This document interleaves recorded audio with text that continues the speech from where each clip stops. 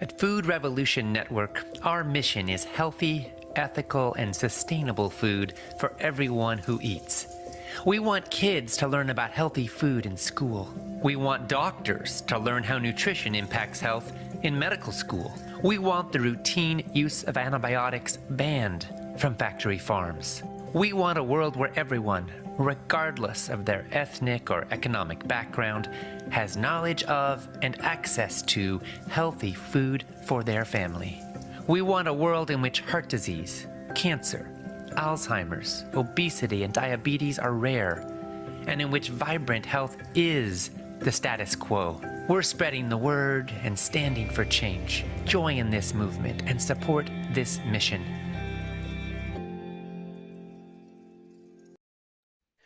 Welcome, everybody. Welcome to day 2 of the Nutrition and Lifestyle Coaching Workshop. For those of you returning from yesterday, welcome back. You came back again, and I am so happy you did. For those of you who are joining us just now, welcome. You're in the right place. You'll have a little catch up to do. You'll have the replay access to yesterday. You can catch up later if you want. But today's going to be awesome, and you don't need yesterday to get a lot out of today.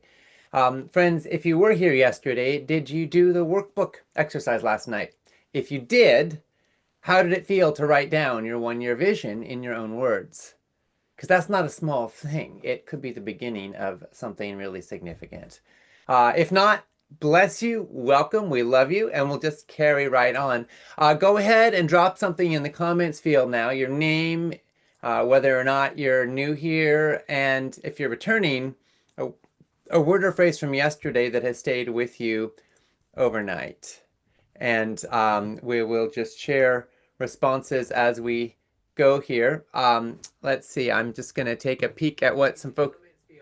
Oops, sorry. We have audio background there. All right, so Maya said, day 1 exceeded my expectations. The in-depth descriptions and graphics Dr. Clapper provided about what happens in our body when we eat the standard American diet and how moving toward a plant-based diet changes everything are so helpful for making the case for change. Nicole D'Andrea Russert's presentation was just the right amount of detail I needed, and I could put the practical strategy she presented to use right away. The panel Makini Duewa facilitated with Ashley, Bonita, and Amanda was inspirational and stimulated personal reflection about aspects of my life journey that may be useful for helping others achieve their health and wellness goals. Congratulations to the entire FRN team on a job well done. Oh, thank you so much, Maya. That is really sweet to hear. We are hearing from Shannon from Virginia, Sarah from Minneapolis, Joanne from Naples, Florida, Tammy from Sarasota, Florida, Vicky from Devon, United Kingdom, Ty from Barre, Massachusetts, Kathy from Traverse City, Michigan, Melanie from Ohio. Laverne says, good Saturday rising. I enjoyed day 1 and I'm looking forward to day 2. Blessings. Mary Paul from San Jose, California. Virginie from France. Denise from North Carolina. Wilda from Vancouver, Canada. Lots and lots and lots more. What a joy to be here with all of you. June said, can't wait to start this journey. Well, we're thrilled you're here too. We can't wait either. We're just so happy for today. It's going to be amazing. All right. So back to our flow. So I want to invite you to show up today the same way you did yesterday if you were with us, with your workbook open, fully present, ready to be surprised by what you are capable of. What we cover today could change the way you see every conversation you have from here on out. Now, a little context, I'm Ocean Robbins, co-founder and CEO of Food Revolution Network. We're a global community of more than 1 million members in 160 countries. And I want to tell you a little bit about who we are. So our mission, kind of simple and kind of profound, to help people take charge of their health and their lives through the power of food. Since 2012, we have built a global community rooted in the belief that food should be nourishing for our bodies, it should be sustainable for our planet, and it should be aligned with our values. My dad, my former colleague, John Robbins, whose work helped spark the movement that brought many of us here, passed away last year, and I carry his legacy forward in everything we do. And many of you have been inspired by his work. Some of you may not have been, but even if you don't know him, didn't ever know him, you've been touched because his work has changed the world. Out of all of FRN's projects, he and I always felt that our coaching certificate was incredibly special because this program is designed to empower people like you to bridge the gap between knowledge and action. And whether you're here to improve your own well-being or you want to guide others on the path, you are in the right place. So yesterday, I told you that today we would go into the art and science of how people actually change and into what the nutrition and lifestyle coaching certificate trains coaches to do in those moments. And that's where we're headed. Yesterday, we made the case. We talked about the science and the evidence and the deeply moving human stories of what it looks like when someone lives this, when they experience the transformation for themselves and turn it into a calling. We talked about the gap between knowing and doing. Today is about what closes that gap. If you did last night's workbook exercise, you now have a one-year vision written down in your own words. Hold on to that when you watch our experts today, and at the end of today, we will be building on it. Now, a little bit about today. I promised you it would be powerful and that you would come back ready to be surprised by what you are capable of. Yesterday was the health revolution, why this work matters. Today is the art of change. We're going to go inside the psychology of transformation. And by the end of today, you will recognize something important. This is learnable. It's doable. You can do it. And tomorrow, day 3, we're going to talk about what this might look like as a life and a career. Now, before I bring in our first expert, I want to ask you to hold someone in mind. Maybe it's a client you already have or someone you hope to work with one day. A person who knows exactly what they should be doing and still can't seem to actually make it stick. Maybe that person is you. Most of us assume the problem is a lack of willpower or a lack of information, but it's neither. What's actually missing almost every time is someone who knows how to walk alongside a person as they close the gap between knowing and doing. That is the entire craft you're about to spend some time learning. And if you've ever wondered whether you could be that person for somebody else, today is where you start finding out. Today you're going to hear from 2 people who think about behavior change for a living. Dr. Howard Jacobson, known to most of us as Coach Howie, is going to walk us through why information alone rarely changes anybody and what the research says actually works instead. Then Tracy Garrigan is going to bring it home, showing you what coaching can do when you take a whole person approach to lifestyle and go beyond just the conversation about food. And later, Makini Duewa will host our alumni panel, this time with coaches sharing live in-the-moment stories about clients who changed them right back. We'll also unpack part 2 of the coaching exercise we're doing together in the workbook. Now, again, a little housekeeping. Share your comments and ask your questions anytime in the comment section on the broadcast page. You can share your takeaways and your aha moments, what this means in your life, and you can also ask your questions. Your workbook link is on the broadcast page, so you can click the button there to download it, and we'll also get it maybe added to the comments. Sky is moderating comments as we go through the day. The replay will be available on the broadcast page after today's session ends. We'll also be sending an email as a follow-up from today, so watch your email inbox for the link. Now, I want to bring on someone who has poured so much heart and expertise and dedication into this program and into this event. Someone you met yesterday if you were here, but I want to introduce her again. Tracy Garrigan is a national board certified health and wellness coach with over 16 years of experience. She has coached clients around the world. She's partnered with medical wellness centers. And in 2023, she founded what has since grown into our nutrition and lifestyle coaching certificate. Tracy is the reason that this training is as rigorous and practical and transformational as it is. And Tracy, take it away. All right. Thank you so much, Ocean. It's great to see you again. And welcome back. If you were here yesterday, thanks for coming back. If you're new, welcome. Yesterday, I mentioned about our 3 pillars that we are the bedrock really of our nutrition and lifestyle coaching certificate and the foundation of everything you're going to hear at this workshop. So I just want to run this through for everybody. Pillar 1 is nutrition and lifestyle. This is the evidence-based foundation in whole food nutrition, and the other pillars of lifestyle medicine like movement, sleep, stress, and connection.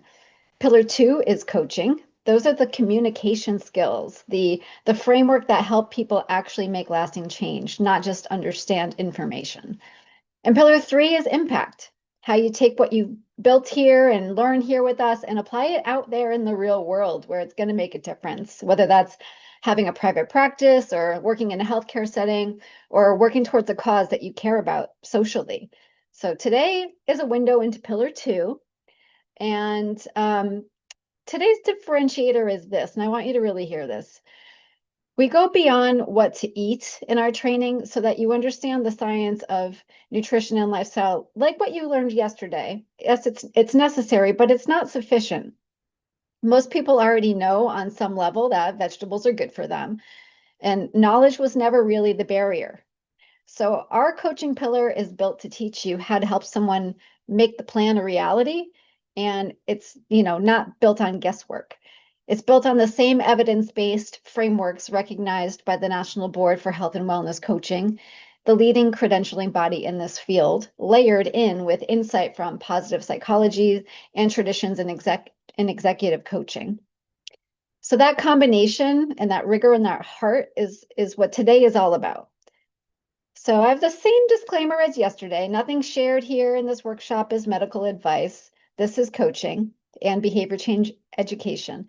So if you or someone that you work with has a medical concern, please consult a qualified health professional on your specific case.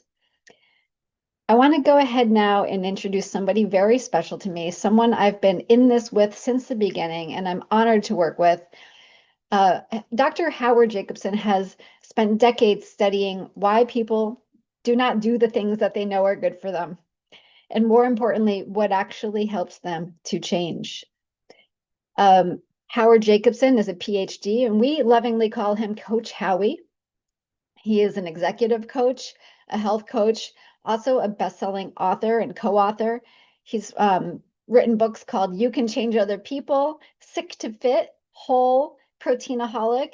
And he also hosts a really awesome podcast called Plant Yourself. And he trains health coaches at the WellStart Health Coaching Academy, as well as with us. We've been so fortunate to have him with us as our lead faculty for the coaching pillar since this certificate's inception. So our students adore him so much. They just call him Howie, and so do we. So for now, I'm going to pass it over now to you. Welcome, Coach Howie.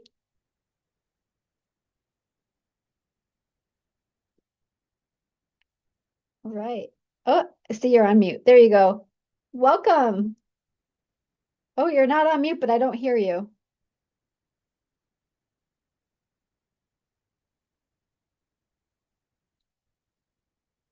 All right.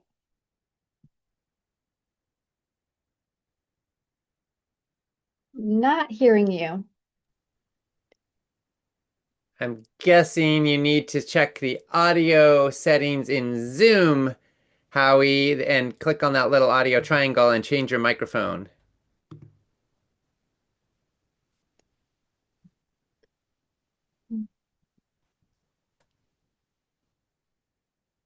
All right. Well, we could pivot. Should I do a magic trick? Actually, the magic trick I'd like to do is to make Howie's mic work. Okay, friends. Well, we are just on hold here for a moment while Howie tries to figure out what is happening with his microphone situation. He will be right back with us, and we have a couple minutes of extra space here. Let's see. Do we want to switch our orders, Tracy? I can. Okay. I can do that. All right. All right. All right. Well, then I guess I'm going to go ahead and take the reins here and get my screen set up. Okay. All Okay. right. Well, one of the wonderful things about coaching is you learn to respond in real time to what actually happens, right? You got plans, but when you're interacting with a human being, or then people rarely do exactly what you expect, right? And the beauty is that it's a lot of improvisation and a lot of intuition that gets called for, you know? And I think how we respond to the moments that don't go according to plan is actually a lot of what defines us as human beings. So. Can you hear me now? And we do hear Oh, Howie, so you. maybe we will now respond back again to go to Howie Okay. next. Sorry about this. No Um, worries. everything is exciting here, which is sometimes a good thing and sometimes not. Um, so, um, why knowing isn't enough? I know how to run all my software here, but it's simply not cooperating. So I'm going to try to be a living example of adopting a mindset that will help me get through this presentation without any of my usual technical tricks. So I'm going to start with a couple of deep breaths. I want to invite everyone to join me, both for yourself and to join me in moral support. And here's the thing about coaching and teaching coaching and learning coaching and practicing coaching is, on one level, it's very, very simple. It's not a complicated process. However, it is deeply counterintuitive, which is to say it does not come naturally to most of us. And the reasons are pretty simple for me. Like we want to see people changing in the world. Everyone is here because you want people that you love who are doing self-destructive things with their diets, with their lifestyle. You want to change them. You're scared for their fate. You're scared for your fate along with them, and you have a deep desire to move them to a better path. Maybe you're here because you see the state of the world, and you know that among the most profound levers of change are food and lifestyle habits, and that those choices really matter to not just to us, but to our whole society, to the life of the planet.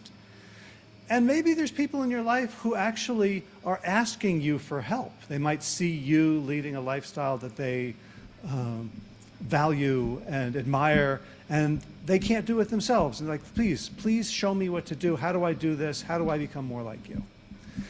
And the thing is, when we have those strong feelings, we really want to help people change, whether they want to or not, whether it's in their interest solely or in the interest that we see of sort of life on the planet.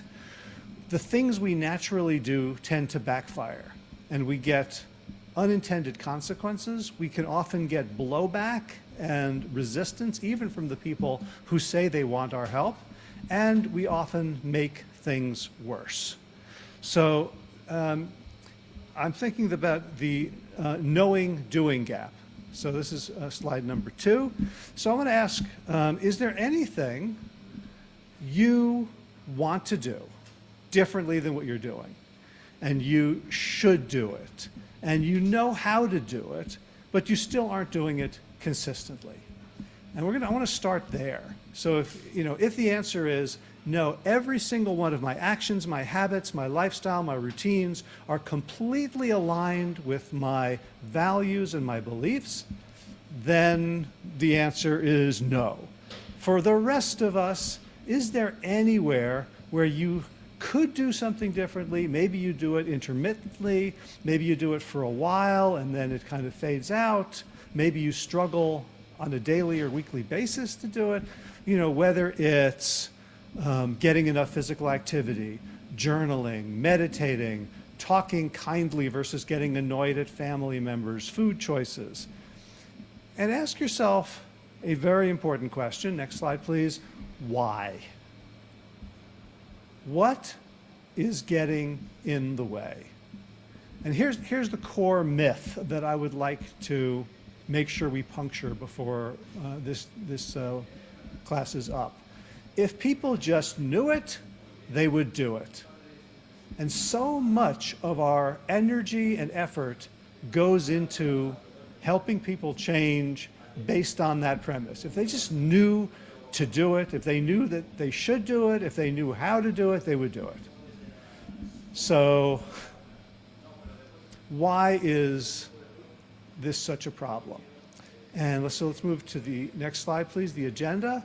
And there's three things that I want to talk about in the next little while. One is the sobering neuroscience of habit change, so that we have habits and we want to change them, and there's a lot of things that tend to get in the way.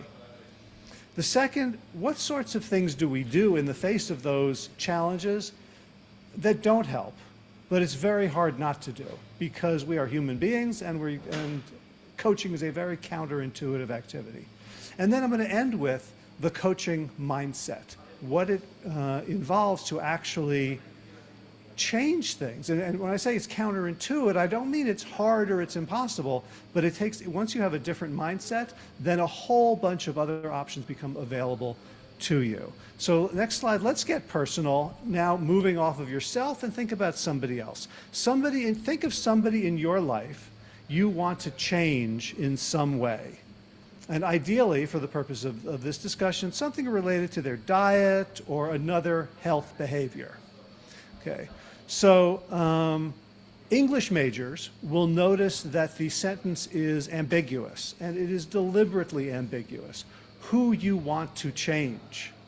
That could mean, think of someone whom you would like them to change, or it could be someone that you want to change. You want to do something to help them change. So I want you to first of all notice your feelings as you bring this person to mind in relation to the thing that you want them to change. Is it care? Is it worry? Is it frustration? Is it fear? Is there some anger? Is there respect? Is there overwhelm? Kind of sort of notice what the flavors are when you think about this person and the thing that they're not doing that you want them to do, or the thing that they are doing that you want them to stop or cut back. Okay, so now with that person occupying a few percentage points of your brain, let's go into the discussion of neuroscience. The sobering neuroscience of habit change. So next slide, please. Let us talk about the hungry, hungry brain. Imagination dragons, and for Steve Miller fans, slipping into the future. So the hungry, hungry brain. So here's a brain. And what we know about the brain is that it is pretty light compared to the rest of the body. It's around 2 to 3% of our body weight, but it consumes, depending on what we're doing, about 20 to 25% of our energy budget. So up to a quarter of all of the energy we get from the food we eat has to go to keeping the brain functioning. So one of the things that the brain is always trying to do is to downregulate, which means basically work less hard, think less, struggle less. Because the less it has to struggle, the less it has to send the body out to look for calories.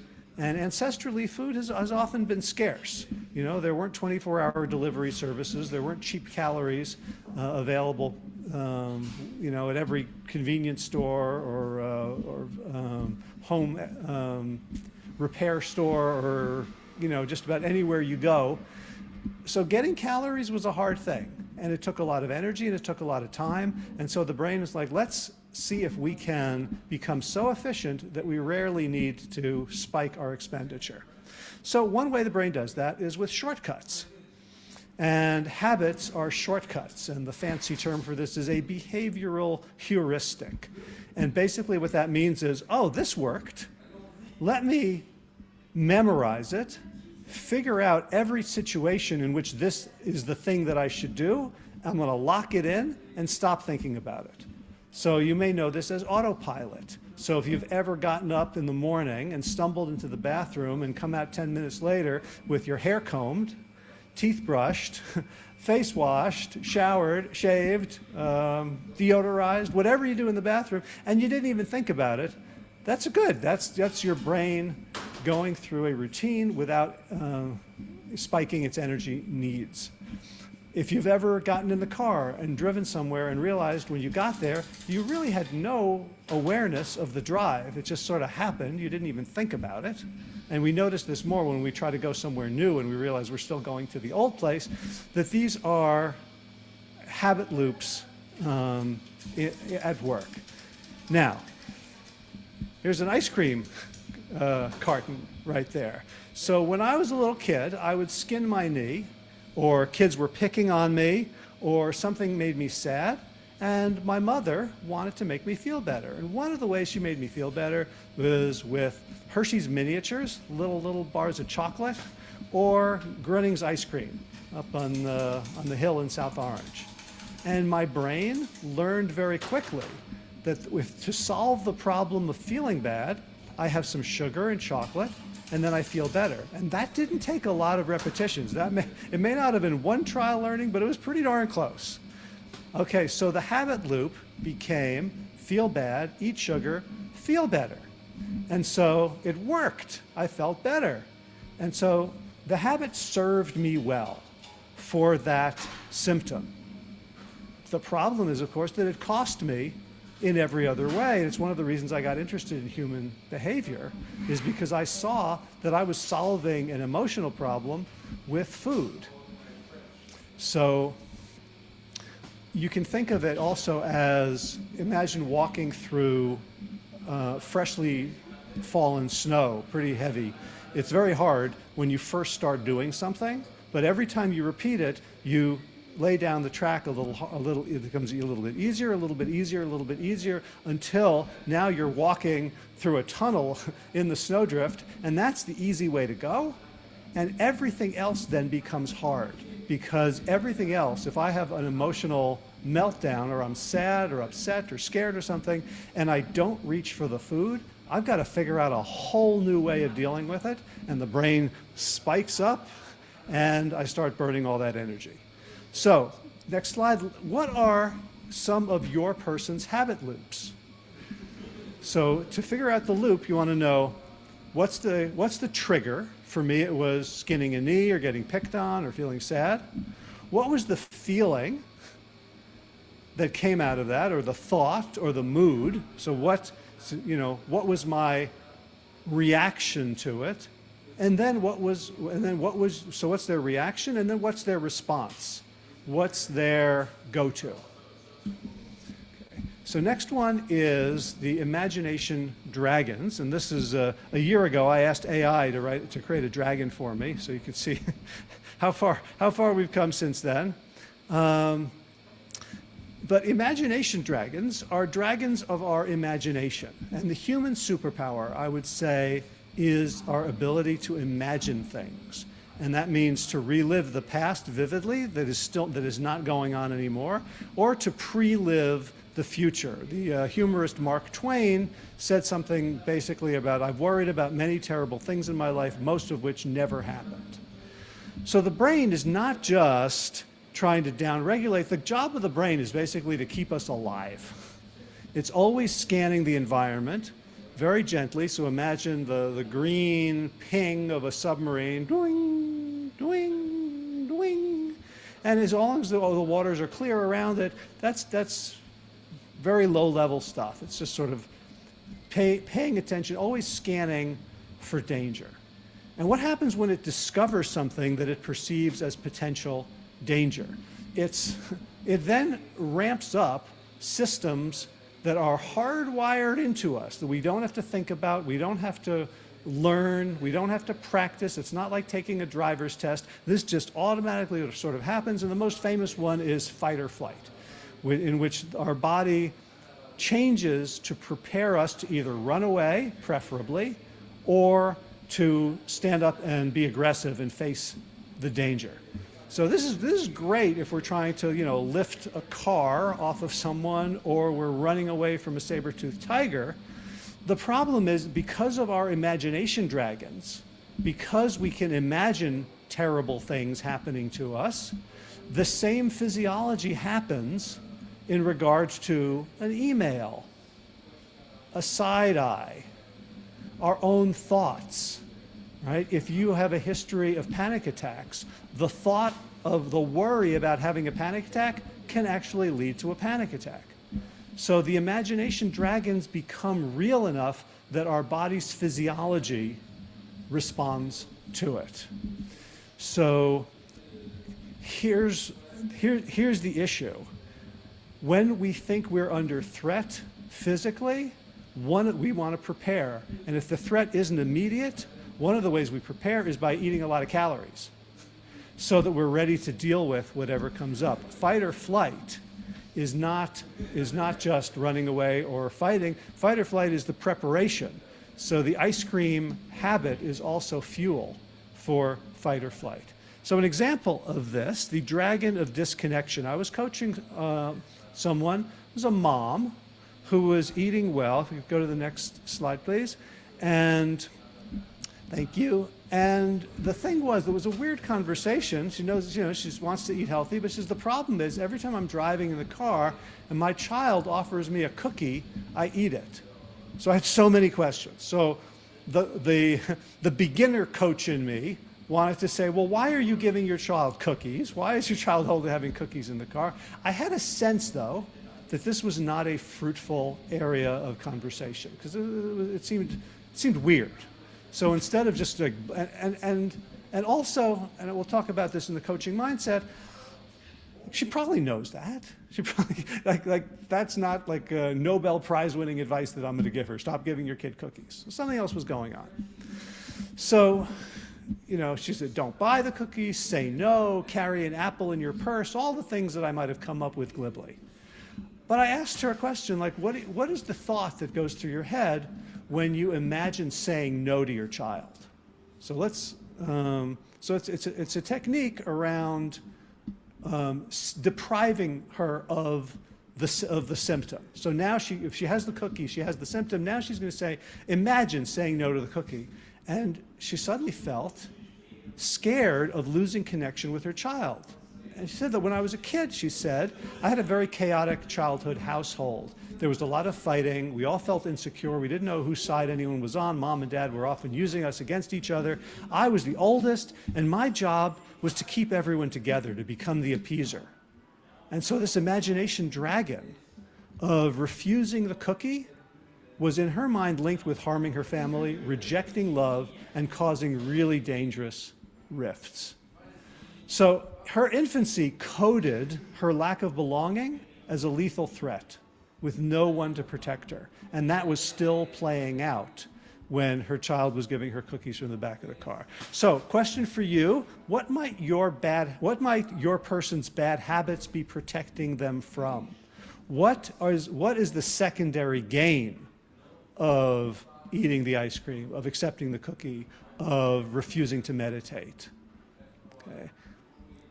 Okay, let's go one more. This is another reason that, the why of why we are not capable all the time of making the changes we want to make and know we should make. Slipping into the future. So if you see this visual here, the first month is clear, second month is less clear, and by the time we get down to July on the far right, it's fuzzier and fuzzier and fuzzier. So there's a concept called future discounting, or present bias. And basically what it means is the farther away something is in time, the farther in the future, the less we care about it. And future discounting has been studied by behavioral economists using money. Like, would you rather have like $10 now or $100 in a year? And if you're an economist, or if you're doing the math, that's a 1,000% return on investment, which you're probably not going to get in the stock market. But a lot of people would rather have the $10 now because they can't even imagine $100 in a year.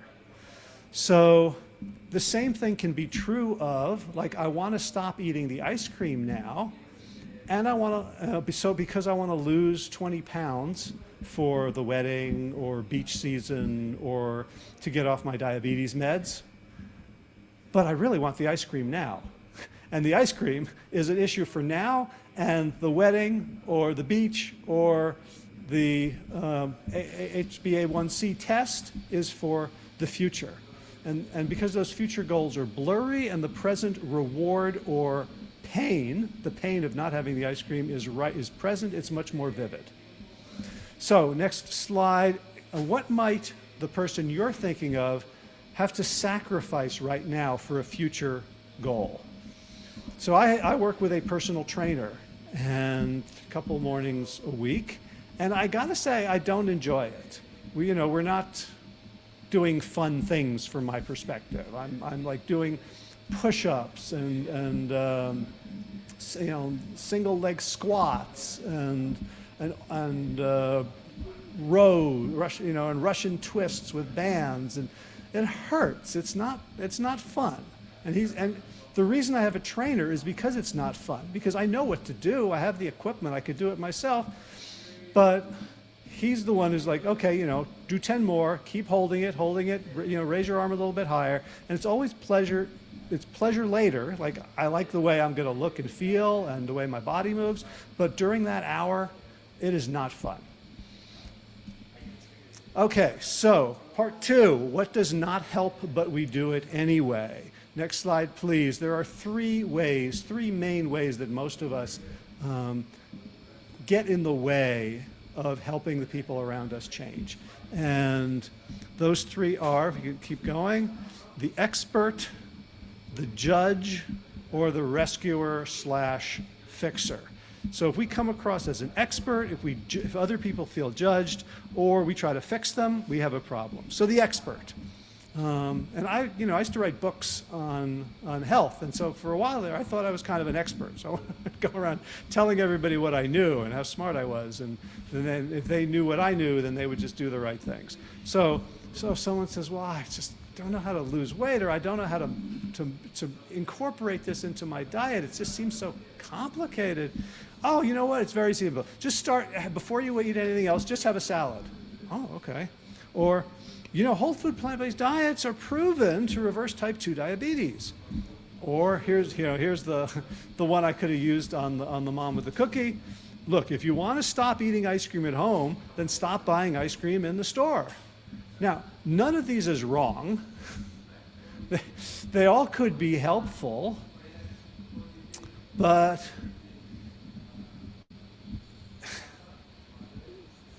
if you imagine saying some version of this to the person you're talking to, chances are they've already thought of it, they already know it,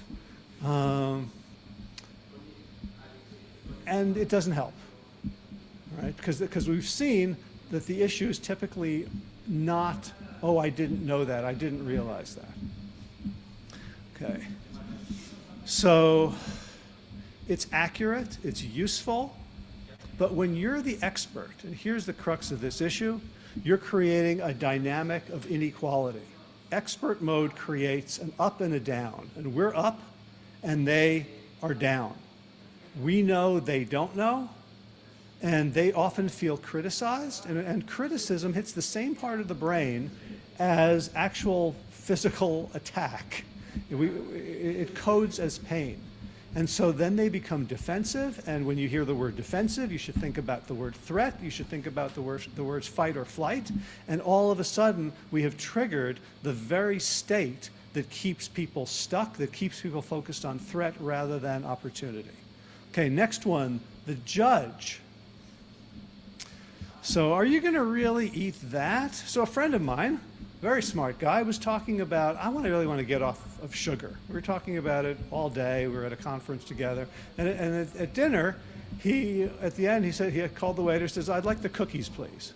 And I said, because I couldn't help myself, wait, I thought you said you didn't want sugar anymore. And the waiter, who was not quite out of earshot, my friend called him and says, you know what? Bring me 2 plates of cookies. So what I managed to do was push him in exactly the wrong direction by creating resistance. By, oh yeah, if I'm the judge, then I am threatening his autonomy. Right? So, or even something like, you know what, you'll feel so much better when you lose that weight. That's like motivational. Right? Oh, you can't imagine how good it feels to be in a slim body. Or, wait, you have a farmer's market in your town, you're still eating fast food? What are you thinking? What's wrong with you, right? All of these are some sort of coded as criticism, which again, and even though B, you'll feel so much better when you lose that weight, looks like motivation, it's actually still a judgment. All right, next one, the fixer or the rescuer. Okay. Oh, I made this for you. Now that, that's ambiguous. That could be, you could say that in a way that's very affirming, but if we're coming in with the energy of I'm going to try to fix you, you're complaining about this like I made you the salad. All you have to do is open your mouth and shove it in. Or look, how many salads did you have this week? And then we end up in a dynamic where the thing that comes out of our mouth or the thing that comes out of our brain to ourselves is this justification. I'm just trying to help here. Why are you getting upset? Right? So this, or the surveillance, like how many salads did you have? Surveillance is accountability. And so this is like the rescuer. Like they can't do it, and you've got to do it for them. And again, that leads to an up-down, that leads to defensiveness, to resistance, to ordering that second plate of cookies. And so I'm curious whether folks feel like this is familiar, these reactions, because they certainly are familiar to me, right? I was not, the sun didn't shine upon my birth with the trumpets playing and someone saying, you are a coach.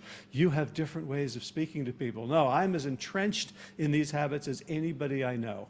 And so I have had to spend my life discovering other ways of interacting to actually be effective in helping people change. So let's talk about now the coaching mindset. So the mindset's at the bottom of this pyramid. So there's the mindset, and then above that is a skill set, and above that is a tool set. So there are plenty of tools that we're going to be using. There's rapport building, there's motivational interviewing, goal setting, contingency planning, reframing, cognitive flexibility, brainstorming, debriefing, accountability creation. We can do all this without becoming a fixer. But in order to use those tools, this coaching tool set, we need a mindset of how to do it. And even if you have the tools, you also need a skill set. So I can, give you this list of carpentry tools that I have owned. And I still couldn't cut a board straight because it wasn't just the tool, it was also the skill in using it. But the base of it is the mindset. And so when we have, for the next slide, when we have the mindset, there's 3 C's that I'm interested in here. One, and they all counter one of those 3 ways that we try to help that don't work. So instead of trying to be an expert, we're going to try to be curious, because we are going to view the person that we're helping as the expert in their own life, and we don't understand what's going on with them, right? We're very humble about why you're doing this thing, like the mother with the cookie and the kid in the back seat. If I had not been curious, I wouldn't have helped her get anywhere. But curiosity, like, that's so interesting that's how things are working for you. Let's find out more. The second one is coherence versus judging. And coherence is basically figuring out how things really do make sense. And third is competence, that we're viewing the person that we're coaching as someone who's capable of solving their own problems, and they don't need to be rescued. So let's take a look at each of those. Curiosity is this idea that there's always more than meets the eye. And the next slide, there shows a wonderful George Harrison quote, "With every mistake, we must surely be learning." And so here's the thing about curiosity. It's very much related to the scientific method. And so as coaches, we want to encourage our clients to view themselves as scientists of themselves. So one of the ways that helps is if I have a bad meal and I fall off the wagon and I do something, instead of just beating myself up, which is a form of a threat, which can lead to fight or flight and narrowing of perspective, I'm going to get curious. She's like, I wonder what happened. I wondered what went wrong there. I wonder what was missing. I wonder the moment that I could have done something different. I wonder if there's something I can prepare now so that it turns out differently next time. So we don't talk about failure with our clients. We talk about learning. Wow, we got new data, right? The client says, oh, I had such a terrible week. I just ate all this stuff. I'm like, oh, cool. We got new data to learn from. Let's unpack it. What happened at dinner? What was on the menu? Where did you sit? Right? And just getting more and more information, like some brand new Netflix whodunit.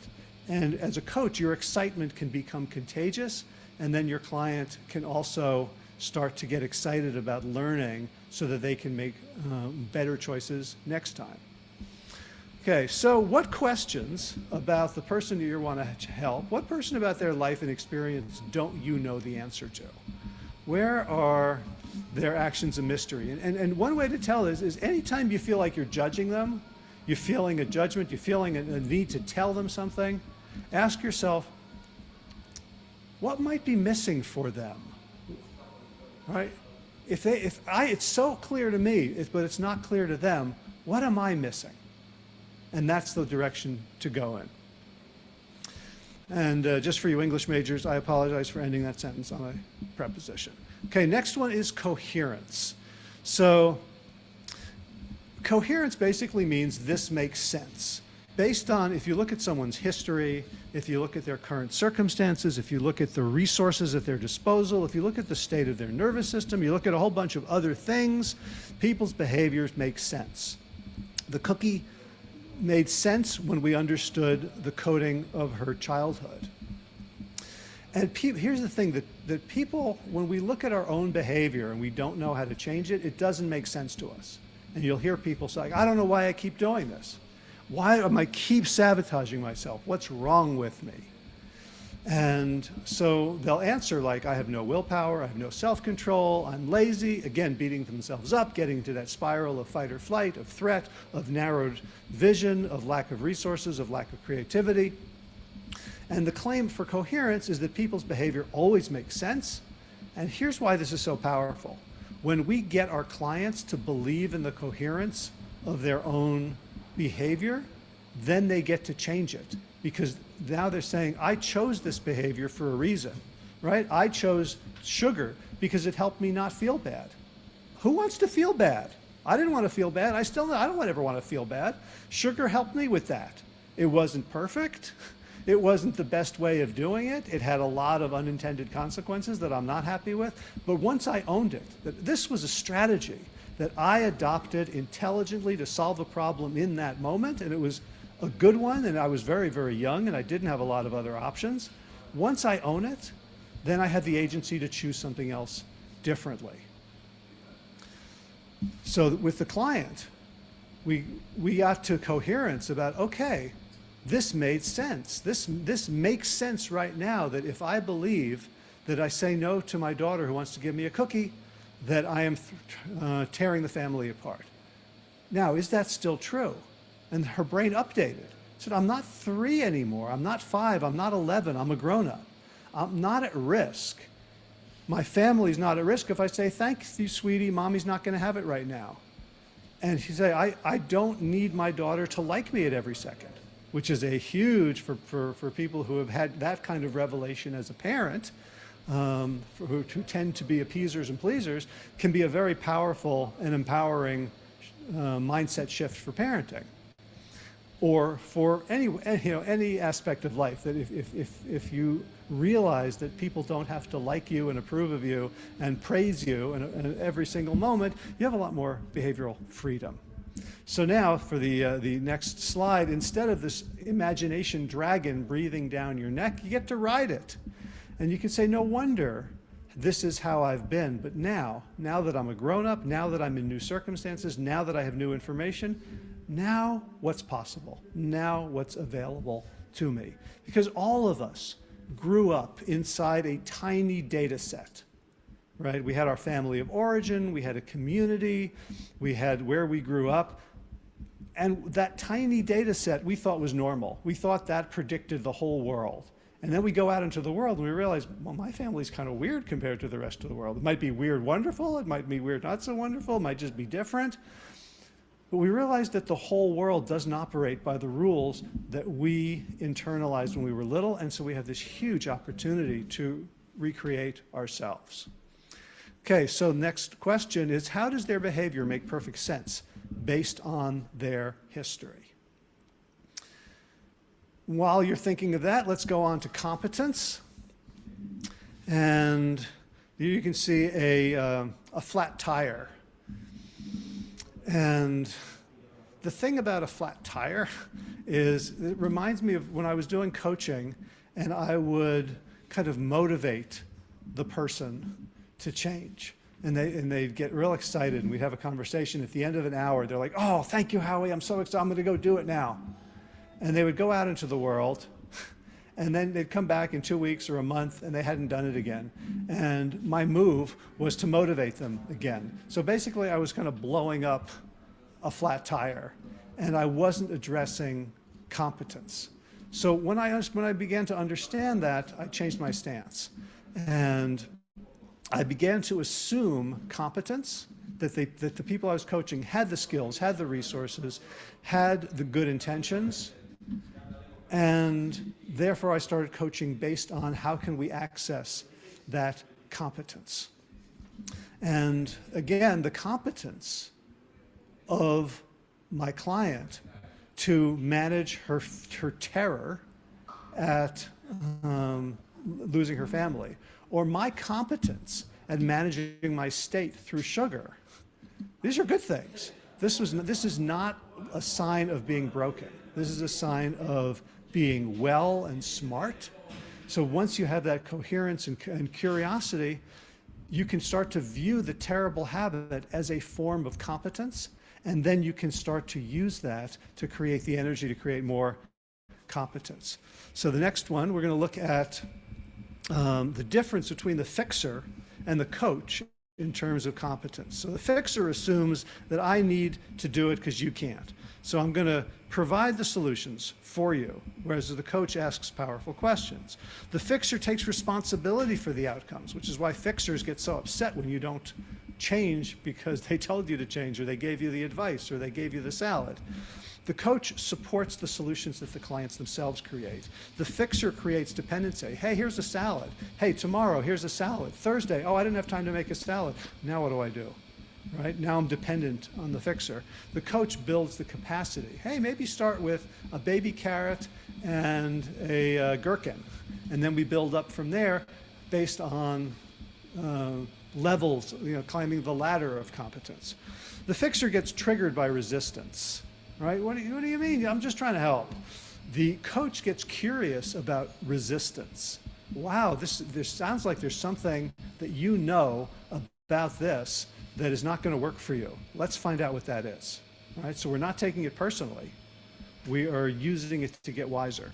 The fixer feels frustrated when their advice isn't followed. The coach sees non-compliance, again, as useful information. Oh, wow, you didn't do it. Let's learn from that. The fixer measures success by compliance. The coach measures success by their client autonomy, their client's agency, their ability to live on their own terms and towards their own goals, values, and priorities, rather than just doing the thing that the coach wants them to do. So next one, what are your person's resources and strengths? And this is the question that can really change everything. Because now we're not looking at deficits and faults, we're looking at resources, possibility, strengths, things to build on. So let us close with a little mnemonic. So the curiosity is I wonder, coherence is no wonder, this totally makes sense, and competence is wow, even though you're doing all these things, they're all serving a purpose for you, and you are wonderful. You're amazing. You have managed to survive this far, and you've got things that have worked, and they're working suboptimally. So let's find out what you know to be true and what we can try to make your life even more wonderful.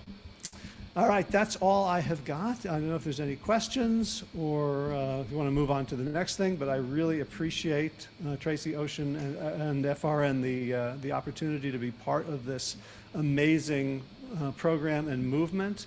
And thank you so much for having me. Well, thank you, Howie. That was great. And we appreciate you so much. And I want to underline, friends, that what you just heard from Howie isn't just his opinions. It's backed by decades of behavior change research across psychology and medicine and, of course, the coaching field. Every one of us has, at some point, known what we should do and still didn't do it, has tried to influence somebody else and gotten, reaction that didn't exactly align with what we were hoping to accomplish.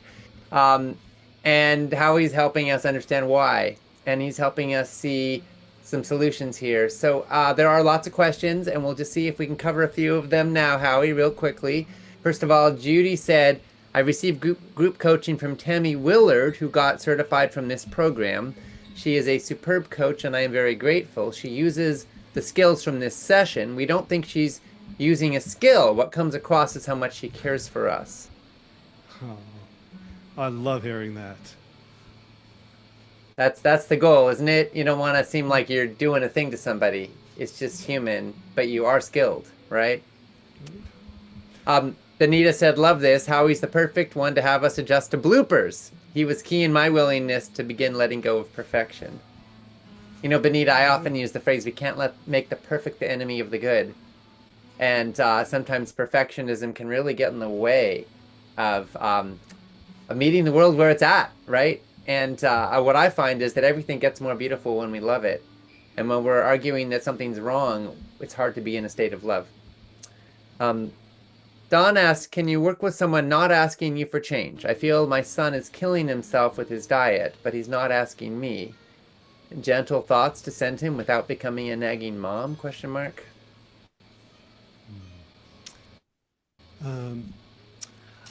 I would say, lead with love, and you can lead with a punchline, like, "Hey, I love you, and I have a concern, and I wonder, and I would then turn the concern immediately into a positive.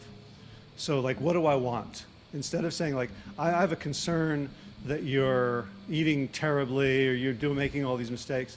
It's like, hey, there's something I want to talk to you about. I would love to see you thriving and being happy and healthy and pain-free or whatever. You think we could have a conversation about it? Right? And again, it's a technique, and so we do use techniques, but it has to come from a place, like, first of all, I would check in, like, can I say this with integrity, or am I feeling a lot of judgment, a lot of anger? And then, am I feeling a lot of judgment about myself for feeling judgment and anger? And kind of just starting by letting everything in. Don't try to, to cut the magnet in half. A magnet has a north and a south. Whenever you cut it in half, it still has a north and a south. So instead of trying to say, okay, I'm just going to do this right, allow yourself to feel everything, and then come with the most true positive statement you can. And it still might not work, right? We don't have control. And it's the illusion of control that actually creates most of the problems. So to say it, I may not be able to get anything done here. And I love you and I care about you. And if there's any way that I can help, I would like to. It's so excruciating as a parent because you were at one time completely responsible for this person, right? I mean, if they were in your womb, you literally gave them every nutrient they consumed, right? Your body just did that. And then later on, you controlled their environment, and now you have to let them have their own experience, but you still feel that sense of responsibility for their well-being. I'm a dad, so I can relate, right? And it's just sort of impossible, but we just have to thread that needle of, finding our way to honor their sovereignty and love them, and also provide what we can. And every relationship is fluid. There are times when my kids want to hear from me, and there are times when they don't. And I got to know the difference, right? Nathaniel asked, and this is our last one we'll have time for, could you please provide a clearer definition of competency? Clever. I don't Clearer, know. clearer. Clearer. Oh, phew. Okay. Yeah, clever is way too high a bar. Competence for me means that whatever I'm doing is working on some level. So instead of looking at someone who is smoking themselves to death or drinking themselves to death with alcohol and saying, what's wrong with them? I look for, how is that a solution to something worse? How is that a solution to the pain that they're feeling inside? How is that a solution to the loneliness? How is that a solution to the boredom? And I see competence in every action. And then, so there's competence, they're solving a problem, and there might be better ways to solve that problem. But if we start with they're messed up and I have to turn them good, that's too much work. But if we say they've already figured something out based on their past, and there's new information that I can help them look at as a coach that might change the way they view things so that they become even more competent. Mm-hmm. So I hope that helps. Thank you. I've got to share, Valerie said, and this is responding to the task of parenting. She said, when you are ready, I'm here for you. That's just really landed. Thank you, Valerie. Okay, Howie, thank you so much for your brilliance and wisdom. And friends, Howie is a huge part of the Nutrition and Lifestyle Coaching Certificate Program, and he brings such a wealth of wisdom. And Howie, you just shared with us some of the why behind why coaching works. Now, Tracy is going to show us what that actually looks like in practice across every part of a person's life, not just their plate. You met Tracy earlier today. Some of you have been following her work with us for years, but I want to bring her back for the next session. Again, Tracy Garrigan is a National Board Certified Health and Wellness Coach and our founding director and program manager for the Nutrition and Lifestyle Coaching Certificate. She has spent the last several years building the coaching pillar you're about to learn from. And what you're about to see isn't theory to her. It's the holistic framework she has used with clients for the last 16 years. Please welcome back Tracy Garrigan. Thank you so much, Ocean. And Howie, thank you so much for what you've shared. I'm going to just build off of that. You just heard why information alone doesn't create change, why knowing and doing are two different things. And you're going to hear a lot on that theme throughout the weekend, including tomorrow. So what I want to show you in the next 30 minutes or so is what it looks like to go past the plate and why that matters. And I'm a fan of storytelling to make a point. So the most effective way I know is to demonstrate this with a true story. And conveniently, I happen to have one on hand, and it's my own. So I will just go ahead and dive right in. This is about what coaching does that nothing else can do. So before I was Tracy Garrigan, I want to take you back to the girl that was Tracy Sear. I had been living with rheumatoid arthritis since the age of 2, which meant aggressive medication and experimental surgery were simply background noise of my life. And from the outside, things looked pretty good. I was in my 20s. I'm taking you back now to the early 2000s. Think Y2K and yes, 9/11. And from the outside, this was a really good life as a fashion designer and living in a city that markets itself on never sleeping, which I took as a personal challenge. By the time I was 30, my body had had enough of my abuse. I was up to 8 prescription medications and living a very unhealthy lifestyle. Eventually, I had a very severe autoimmune flare-up, complete with a full neurological breakdown. I could barely track or comprehend what I was hearing or reading. I was in total body agony to the point that the pressure of my own cheek on a pillow or swallowing or brushing my hair, all of that was painfully unbearable. And I was actually hypersensitive to light and sound. I went weeks without sleeping and eventually had to take a leave of absence from work, which is a genteel way of saying that my body filed its own resignation letter on my behalf. So there I was in the belly of the whale, so to speak, deep inside a conventional healthcare system, under the care of 7 specialists and somehow worse than ever before. And what I found in that system was, in a word, inept. Though it was impressively expensive, it was still inept. Appointments, tests, prescriptions, treatments, but no one could put together an explanation for what was happening. And eventually I became very hopeless and suicidal and had something close to a near-death experience thanks to a toxic overload and adverse reactions to, I still don't even know which medication or combo of, but it turns out there are side effects of side effects. And I'm guessing that some of you on this call can relate to something about what this feels like, maybe not the 7 specialists, but you know what it's like to have, doctors who run out of time or answers before you run out of questions. So before I continue my own story, it is worth pausing to define something properly since I'm about to speak to it a great deal. The American College of Lifestyle Medicine identifies 6 pillars with the strongest evidence for preventing and reversing chronic diseases. This includes autoimmune diseases like what I was dealing with, heart disease, type 2 diabetes, obesity, many cancers, dementias, and a long list of other conditions that develop over time. And we're going to walk through these 6 pillars together. And for health and wellness coaches, please pay attention and know that this is your entire jurisdiction. So the first pillar is what everyone expects. It's the nutrition pillar, and for good reason. So this is whole food, plant predominant nutrition. Specifically, it's a fiber-rich, nutrient-dense pattern centered on minimally processed plant foods. At the time of my health crisis, my diet consisted of happy hour and takeout. I did smarten up and see a dietitian, and I got an elimination diet protocol, which I could not implement if my life depended on it, which arguably it did at the time. But I just had no idea where to start or how to cook these things or what to buy and what to do. And this is exactly where coaching earns its keep.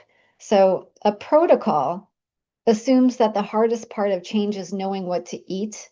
And that's actually not it. The hard part is building a way of eating that survives an actual Tuesday. A coach doesn't hand a client a plan and wish them good luck. We build this plan together around what they know they already like, what they can afford, what they know how to do, and expand on that in small testable increments. So that's the difference between getting information and learning implementation. One gets handed to you, the other gets built with you based on your life, which turns out to be the plan that actually sticks. Insufficient sleep is the second pillar. Restorative sleep is the second pillar. And insufficient sleep disrupts the hormones that regulate appetite and blood sugar, which is a clinical way of saying that it will quietly sabotage everything else you're trying to do. The ACLM recommends striving for 7 to 9 hours of high quality sleep a night, allowing the body to rest and recover. And my old habits consisted of regular all-nighters for work and other things. So circadian rhythm sounded like something that happened to other more successful or more organized people, whereas I ran on adrenaline instead of rest and treated sleep as the first thing to sacrifice the moment that life felt urgent, which for me was constantly. So a coach's job is not to hand someone this sleep hygiene checklist. Again, most people have seen it and they know what they should do. The coach's job is to figure out why that checklist isn't working for this particular person. Is it a work schedule, late nights, phone habits, or in my case, identity? Coaching creates a loving space to troubleshoot the actual barrier and rebuild the routine in steps that are small enough to survive a bad week. Howie spoke about getting curious, and we're going to bring that up a lot. Physical activity. So regular movement helps the body respond more efficiently to insulin. It's associated with longevity, muscle health, supporting metabolic health, reducing chronic disease risk, and a lot more. Movement is not the same thing as exercise. Exercise is structured and intentional, and for a lot of people, it comes with some baggage, like abandoned gym memberships or punishing workouts or the feeling that they need to force their bodies into shape. Movement, on the other hand, is broader and considerably more forgiving. So walking, stretching, gardening, taking stairs, dancing, housework, all of this counts. There are guidelines for all scenarios, but it doesn't have to look like traditional exercise. The goal is simply to move more and sit less, and to find movement that feels sustainable and meaningful to you. So when we talk about movement with people as opposed to exercise, we're not lowering the bar, we're widening the door. It's about the entry point. At various points in my personal crisis, in addition to juvenile rheumatoid arthritis, I was diagnosed with chronic fatigue syndrome, fibromyalgia, Epstein-Barr virus, and a very impressive collection of labels. So if you told me then that movement would become my ally, one of my most useful tools for managing pain and inflammation, I would have never believed you. The instinct is with pain to stay very still, but gentle, consistent movement did the opposite of what I expected, and there is plenty of evidence around that. Stress management. Pillar 4. Incorporating stress-reducing behaviors might be difficult in modern society, but it is essential to survival. Chronic unmanaged stress keeps the body in a state that promotes inflammation and makes behavior change, and good health for that matter, dramatically harder to achieve. That fashion job I mentioned earlier came with long hours, impossible deadlines, and a lot of stress. And for years, I wore that as some badge of honor rather than recognizing it as a warning sign. So this pillar is both about relaxation and also healthy boundaries. Learning to find and honor them can feel a little bit like being an octopus on roller skates learning to waltz, but it is a practice and it is teachable and it is doable. So a coach's job here is not to hand someone a breathing exercise and move on. It's building skills that soothe a nervous system and address an individual's need. And clients rarely arrive with nothing. Most people have some way of coping, whether they'd call it that or not. But the coach's job and first move is to support someone in figuring out what is already working and build from there, exploring whatever else might come up and help. So mindfulness, breath work, tapping, journaling, whatever fits that client. Nervous system regulation is a lifelong practice. So it's something that coaches need to strive to model rather than acting like they've mastered it and now they teach it from some comfortable distance. Coaches don't need to be perfect. They need to be self-aware. Social connection. Strengthening and maintaining relationships that bring meaning, purpose, and belonging to our lives is absolutely essential to health. So social isolation increases the risk of premature death, and the US Surgeon General has called loneliness and isolation a major public health crisis. About half of US adults report feeling lonely. The struggle is real and more complex than it appears. It doesn't always show up as some simple lack of people. More often, it's a marriage that's technically intact but quietly isolating, or a life built entirely around being needed with no one left to be needed by, or a hundreds strong contact list, but no one you could actually call at 2 a.m. So a coach's job here is not to fix the relationship. It's certainly also not to become that missing friend or the person that you let call at 2 a.m. The job is to help a client see their own web of relationships more clearly, identify sources of support, and see where the gaps are that need filling, and then support them in creating that plan to build that out more deliberately. Pillar 6 is avoiding risky substances. So this is about reducing or eliminating the substances that can cause harm through toxicity, addiction, or physical damage. And I want to name something honestly here, because part of my own story that doesn't get talked about is those happy hours I mentioned earlier were not about fried food only. Alcohol was also a part of that pattern.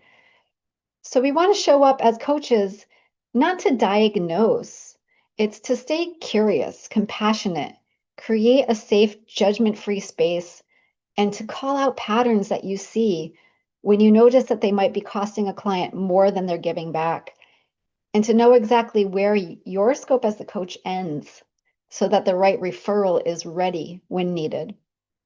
And sometimes what a client can't put down isn't nicotine or alcohol, it's busyness or achievement, or the need to always be needed. Speaking into what you notice as a coach with curiosity, honesty, and compassion can be that opening that makes real change possible. Now, all of the pillars I just described work like roots of a tree. Okay, they all work together, and a client rarely comes to you with just one root or pillar out of balance. You heard Amanda say yesterday, oh, I thought it was about the food, but it wasn't about the food. This is why coaching needs to take a holistic, more of a generalist view rather than focusing on one branch at a time like a specialist. This big picture and the context of our choices really matter. And none of this is a criticism of doctors that I've seen or doctors maybe treating you or your clients. This is a structural issue. Primary care visits might be enough to review labs, adjust medications, address immediate concerns, but there is often no time to ask, why aren't you sleeping? What's happening in your relationship? Is that nightly glass of wine a habit or something deeper? What's going on? Physicians are not necessarily trained for those conversations either. Medical training is built primarily around diagnostics and treatments and protocols, not sustained behavior change work that coaching provides. A 15-minute visit can absolutely save your life in a crisis, but it was never designed to ask, why does this keep happening?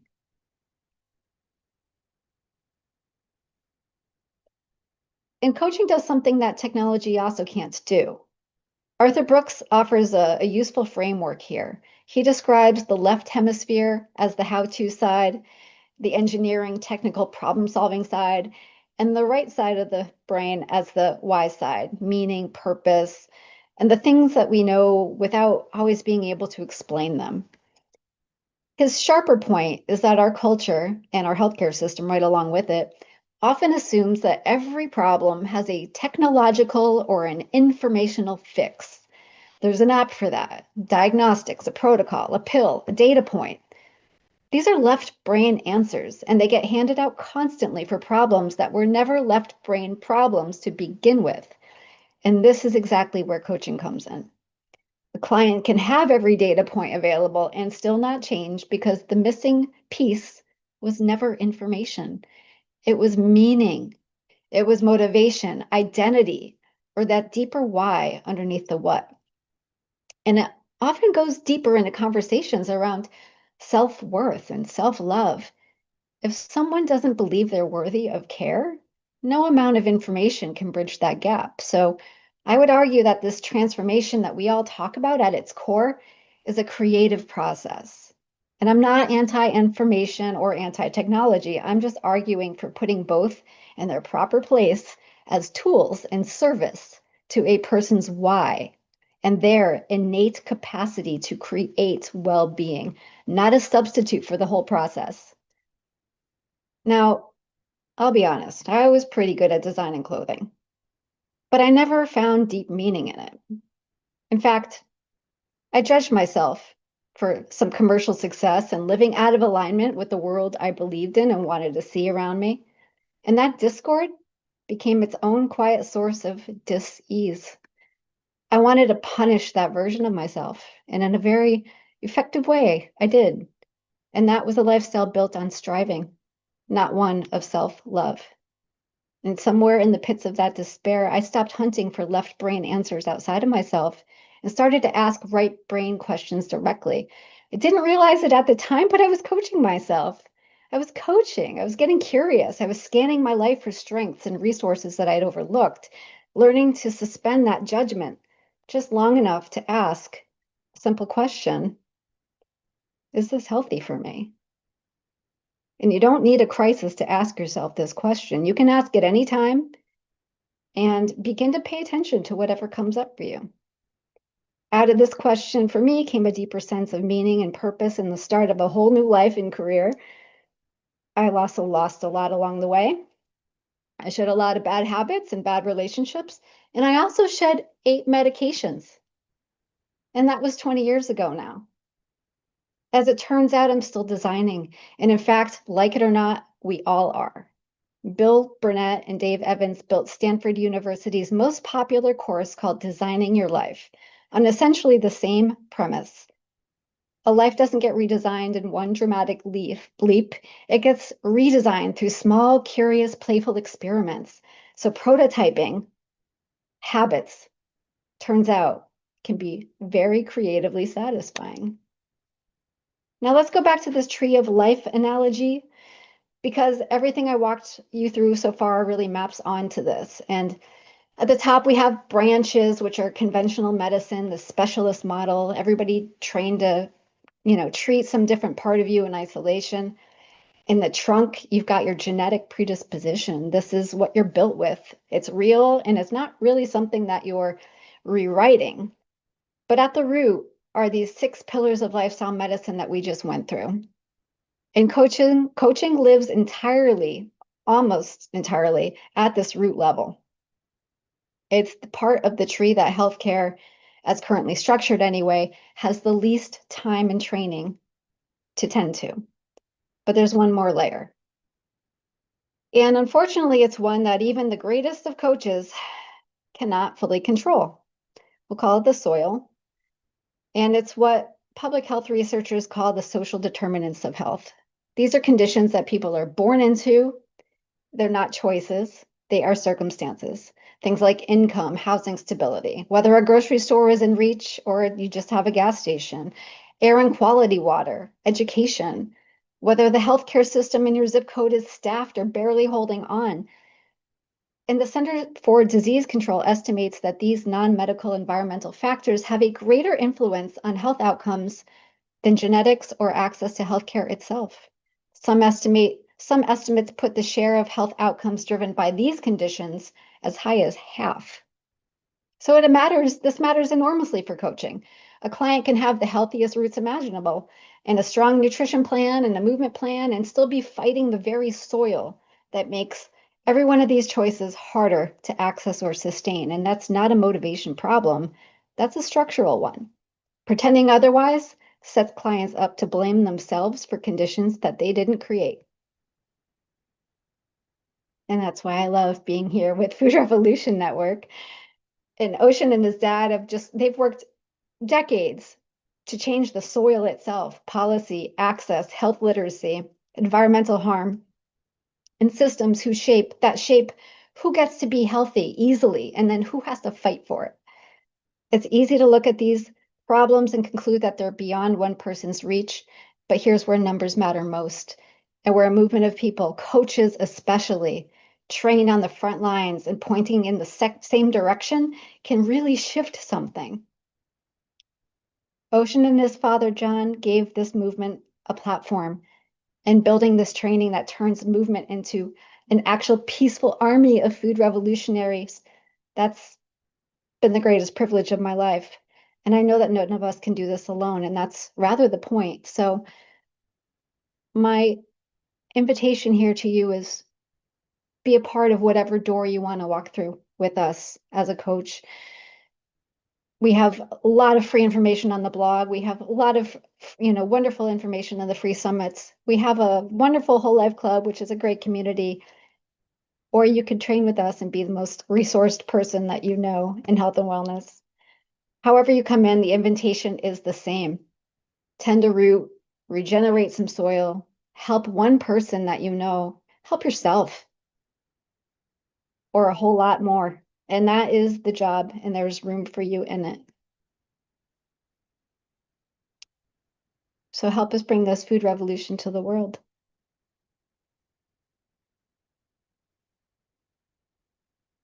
And with that, I'm going to invite Ocean to come back on with me.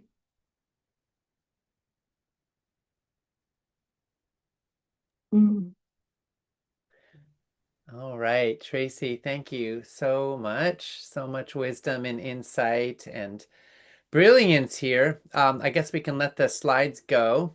Oh, There we go. All right. And we want to open it up for questions. So go ahead and post any questions, reactions, or comments in the comment section there on the broadcast page. And I'll share a few that have come in as well. Let's see. Oh, there's a bunch there. Okay. So, oh, okay, I'm a little lost. There we are. So, Preciosa said, wow, is this healthy for me? I think this is what I am going to try and add in my life whenever I have the temptations. Thanks, Tracy. Glad I sat and listened to this. Great weekend to learn. Yes, Preciosa, thank you. That's so true. I think, is this healthy for me is such a powerful question to bring to just about everything in our lives, right? And, um, relationships included, what really supports us, what's good for us, what nourishes us. And a lot of us have been socialized to think of food as entertainment. But really, if we start to think of it as nourishment, that changes the game in a pretty profound way. I mean, of course, we want to have pleasure, right? And joy in our relationship to food. Um, but really leaning into ways to cultivate pleasure and joy that nourish our well-being. And the same is true in relationships. There's an equivalent to junk food in all sorts of domains. For example, with exercise, maybe the equivalent to junk food is not doing anything because it's short-term pleasant sometimes to just sit on the couch and watch TV, and it's actually not pleasant to go out there and work your butt off and sweat and strain. And it's a learned behavior to learn to actually enjoy that and find pleasure, and we can. When you get into that state of like, I can do this, there's an aliveness and there's a vitality that feels really good. But it does have to be cultivated. And so I think the same is true with mindfulness. I don't know anybody that just was born loving to sit in meditation for half an hour with their eyes closed and watch their thoughts spin out. But the practice gives you a sense of peace in time that's deep and real. So yeah, what's healthy for you? Great question. Great question. Trish said this is such eye-opening info and techniques. Thank you, Trish. Beverly said, so grateful for Food Revolution's mission. Cynthia said, it makes me teary to think of the work that FRN is doing in this world, changing the soil so that people, animals, and the planet can thrive. Bless you forever. I'm glad to be a part of this wonderful revolution. Thank you, Tracy. Outstanding as always. Robbie said, wow, great presentation. I am motivated. John said, that was amazing, Tracy. Thank you for that super helpful overview of the pillars of lifestyle medicine. I'm excited to explore the tree of life you shared with us. Kelly said, great presentation, Tracy. Lots of love, lots of gratitude. Thank you, everybody, so much. Laura, what a fantastic presentation, Tracy. Thank you for being so vulnerable and sharing your amazing story and the successful end to it. We are very fortunate. And Tracy, I've just got to say, it's so true. I've only known you in the years when you've had more of your health and vitality. So I hear the story of where you were, and my heart breaks for the pain and suffering that you endured. And I'm also aware that the gifts you bring now were forged through that journey, through that crucible. And so often it's true in life, isn't it? It's our greatest pain, our greatest suffering that help shape us or that help give birth to us in a way. Birth's messy, it's painful, and it's also so transformative. So thank you for sharing that with us. And of course, when we're in pain and suffering, we don't always know it's going to lead to something beautiful. Sometimes it just hurts. But we just keep doing the best we can, right? And sometimes there are miracles on the other side. Sometimes spring comes after winter. In fact, it usually does. Yeah, I want to speak to that just quickly because I think that there's we see it, we get the question a lot that people are interested in doing this work, but they feel like they need to be on the other side of something already. They need to be done and fully healed and some shiny example of health and vitality. Whereas I think you saw if you were here with us yesterday, and you'll meet some new people today. People are always going through their journey, it's never ending. We're never done. So I think it's it's nice to have overcome something so huge, but also I'm still a work in progress like everybody else. So yeah, and there was another comment too yesterday that somebody left about they were saying, gosh, this is so much, where do I begin? And when you look at this holistically through the lens of coaching and you consider all of these pillars, oftentimes people will come to you because they think of you as this person that's going to help them with their diet, and you quickly realize it's something else through discussion. You have to know enough to be able to pivot and invite them to another pillar and invite them to I noticed that you say this, but sleep is in the way or whatever it Right, is. So right, these right. you have to be willing to co-create this journey with the client, or if you're the client, with the coach, and be very flexible. And then you'll find that that one foothold that you get, that one tiny step, it opens up all new possibility in the other pillars. It's kind of cool. They're so synergistic, and the weakest link in the chain is the place you'll break if you don't pay attention to it. There's a famous biohacker who is spending millions of dollars trying to hack his biology and doing all these crazy things, and he gets amazing sleep scores. He sleeps perfectly every night, he meditates, he eats literally every calorie is designed. He gets blood work done constantly to test and see so he can titrate perfectly his nutrition, all the things. Um, but when you actually look at his life, and he's documented it extensively, one thing screams out at me. He has no space for love and connection in his life because he's so busy focusing on doing it perfectly. He's single and he's probably kind of lonely, I'm guessing, because I mean, I don't know, but like it would seem that way. And I don't know a lot of partners that would like to dive into that world with him because it's so focused on him, and there's not a lot of time for anything else. And, I mean, it's a fascinating experiment. I wish him nothing but the best, but I just think that, if you try so hard to do it all right, you can miss relaxing and enjoying the journey, which is also important.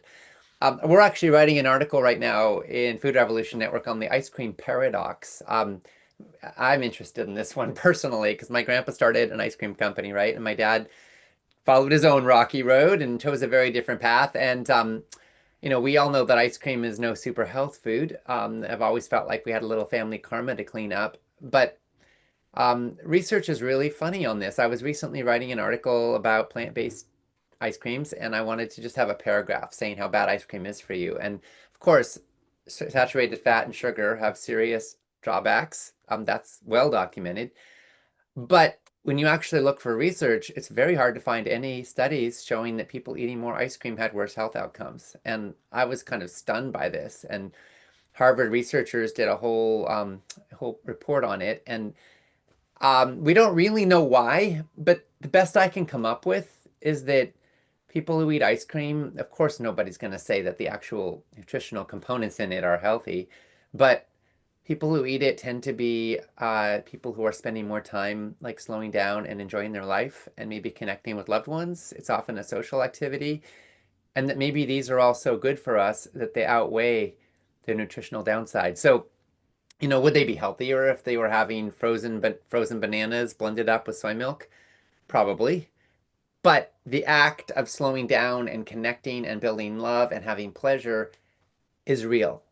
And so I hope you all don't take all these great things you can do for your health and lifestyle as a means for martyrdom or self-hate or guilt or shame. The real goal here is to empower you to have more love for yourself and more love for your life, and to make the choices that help you to feel good about who you are, right? That's what I want for you. That's what a good coach does, right? Because nobody's going to stick with a pattern for long if they associate it with deprivation, right? There's got to be more joy, more pleasure, more fulfillment through the choices we make in order for them to stick. And that's what coaching can do. It can really help people align their actions with their true well-being. Roya said, Ocean, thank you very much. I'd like to know if you've ever met someone with endometriosis on this path of healthy nutrition. Yes, Roya, quite a few people who have actually reversed endometriosis with diet and lifestyle. Dr. Asha Subramanian, I just interviewed her a few days ago at the International Conference on Nutrition and Medicine. She is a medical doctor in Washington, D.C., and she may work virtually. I don't know, but I do know that she shared with me that her entry to becoming a lifestyle medicine practitioner was reversing her own personal endometriosis with diet and lifestyle. So hopefully that could be helpful. Again, that's Asha Subramanian. Let's see. What else have we got here? Uh, wow, great information. Definitely agree with the 6 pillars, says Ruth. Yeah, it is really helpful us to have that framework, isn't it? Barbara said, Tracy, your part in this was incredible. I've heard your story before in the 2nd cohort certification, but your way of putting it together with what we can all relate to was amazing and much appreciated. Rebecca Lynn Chick said, if I'm a registered dietitian, could I get credit towards my license through this program? We'll talk more about the the nutrition and lifestyle coaching certificate tomorrow, so we're not going to get into a lot of questions about that. But since Rebecca asked, do you want to just touch on that, Tracy? Yeah, sure. Well, there's good news and there's bad news. The good news is we have in the past had 55 CEUs from the CDR, the Commission for Dietetic Registration. So we can say that our curriculum is based on that much scientific rigor. When we expanded the course and added the lifestyle segments to it for this new launch, it now needs to be re-reviewed by the CDR as if it's a whole new thing. So we can say that it's very likely we'll have more than 55 CEUs awarded to this, but that application is still a work in progress, and we don't have a date on that because it's not up to us. So yeah, okay, thank you. But hopefully soon. yeah, It's underway, yeah, and we fully expect to be there soon. Yeah, but we can't absolutely. officially We've done advertise it it right now. before. We've done it Yep. before. We'll do it again. Yep. Yes. Evie said, has anyone reversed a childhood of too many antibiotics, which has left a stomach problem? I'm going to say yes, absolutely. Um, and gut health is also an area we focus on in the certificate and in our Food Revolution summits. If you all aren't already registered, we're about to host a relaunch of our Food Revolution Summit in mid-September. If you go to summit.foodrevolution.org, you can already sign up now, and there's a whole episode on gut health in there. And Lorianne said, thank you for being so loving and kind and vulnerable. I agree we need to find love and connection. Evie said, has anyone reversed latent Lyme's disease? Again, I'm sure the answer is yes. That's a complicated one, often done in consult with a qualified healthcare professional. Unfortunately, mainstream medicine has been slow to even acknowledge the existence of this condition. They now do. But, there's a lot of people suffering from it, no doubt. And there are also quite a few practitioners that have been fairly successful. That said, it's a little hit or miss. There's not, like medical research on this topic is slow. So sometimes you have to be a little bit ahead of the curve to take advantage of the latest things, which also is a little more risky. You can certainly find plenty of practitioners that are loaded up with testimonials, and that means something, but it's not necessarily data. The reality is that because there's so many different factors and cofactors, there's no way to say that they have the perfect treatment for you, even if they've got things that have worked with a lot of other people. So I've just got to say, use your intuition and try to work with a qualified person. It can be a costly journey, and of course it's worth it, because if you can solve this, you can get your life back. Let's see, Laura said, how do you see functional blood chemistry analysis fitting into coaching work? I'm doing this with my clients in 3-month programs that I offer where we're able to gain some metrics at the beginning and end of 3 months of coaching. Well, you would have to be specifically trained in that as its own specialty, and I'm assuming if you're doing that you are. Um, uh, Even a board certified health and wellness coach is, if that is your sole credential, you're not allowed to get into diagnostics like that or interpret diagnostics in that way. It has to be that area is reserved for a a licensed practitioner, where the coach focuses, the coach scope is to focus on the patterns of behavior change and, the lifestyle piece of it. So that is the difference. It's not that you can't, it's that you have to train specifically for that and prove that you're licensed or credentialed in that. Ximena said, be a better coach is my goal. I would like to help my daughter who has Crohn's disease. Mm. Yes, absolutely, Ximena. Thank you. We bless you and love you and wish you support in that goal. Connie said, courage trumps comfort. Yeah. Comfort is not really, I mean, I love to have comfort in my life at the right time in the right place, but it's definitely not a goal for my life. I don't think that's what the curricula of Earth is about. Like comfort. We have that in the womb, I imagine. But we got to do stuff. Even as a baby, we have to cry to get fed, get our diaper changed. Like it's a rough world sometimes. But you know what? Through that all, we learn. We learn how to grow and we get stronger in our capacity to generate and to manifest courage. Have you seen or have data about how this lifestyle affects fibromyalgia? Um, Definitely seen a lot of great success stories and transformations, and it's more than we'll be able to get into right in this moment. Lisa said, I think there was someone in the first coaching cohort of this program who has worked successfully with Lyme's disease. Worth checking it out. Nothing to lose by going whole foods plant-based and lots to gain, as Dr. Klapper explained so beautifully. Yeah, absolutely. I mean, the thing is, if you're dealing with any chronic inflammatory condition, you want to bring down chronic inflammation in your body.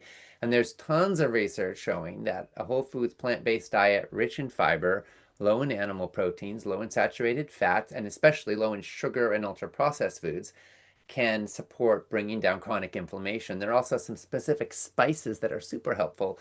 Turmeric, cinnamon, ginger, amazing. And of course, pepper, like, and red peppers, amazing for bringing down chronic inflammation.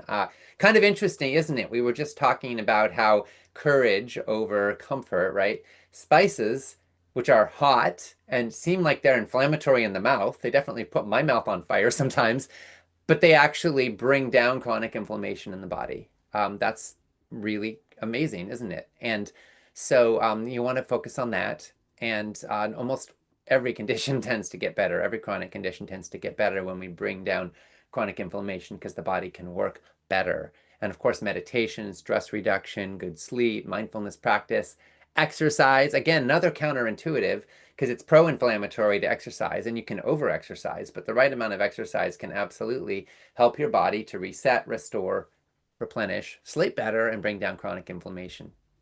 Yeah. I just want to say something, Ocean. And when in coaching, we teach and we learn and we teach that health exists on a continuum. So, on one end of the scale is vitality, and on the other end of the scale is death, right? So you have this continuum, and every day you're kind of working towards one direction or another with your lifestyle choices, with what you eat, and the pillars that we talked about today.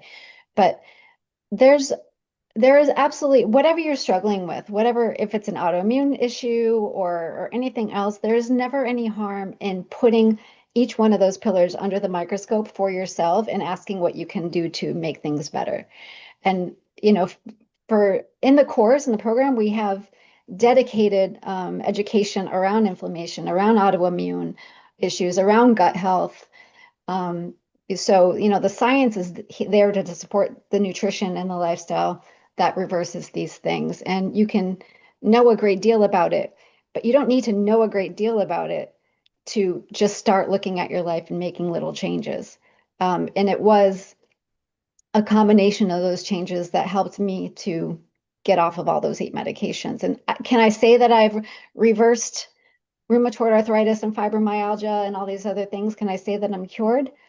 I don't know. I don't know that I'm actually legally even allowed to say that because there's such a, stronghold on the wellness industry. So what I can say is that I'm not on medications and I don't need them and I feel great. But I can also say that I know that if I don't pay attention to my well-being in these 6 pillars, yes, you can have a resurgent of symptoms and inflammation and feeling achy and the symptoms that you kind of knew and understood to be your disease before. So just kind of remember that continuum and know that you do have a lot more control over how you feel than you might think you do.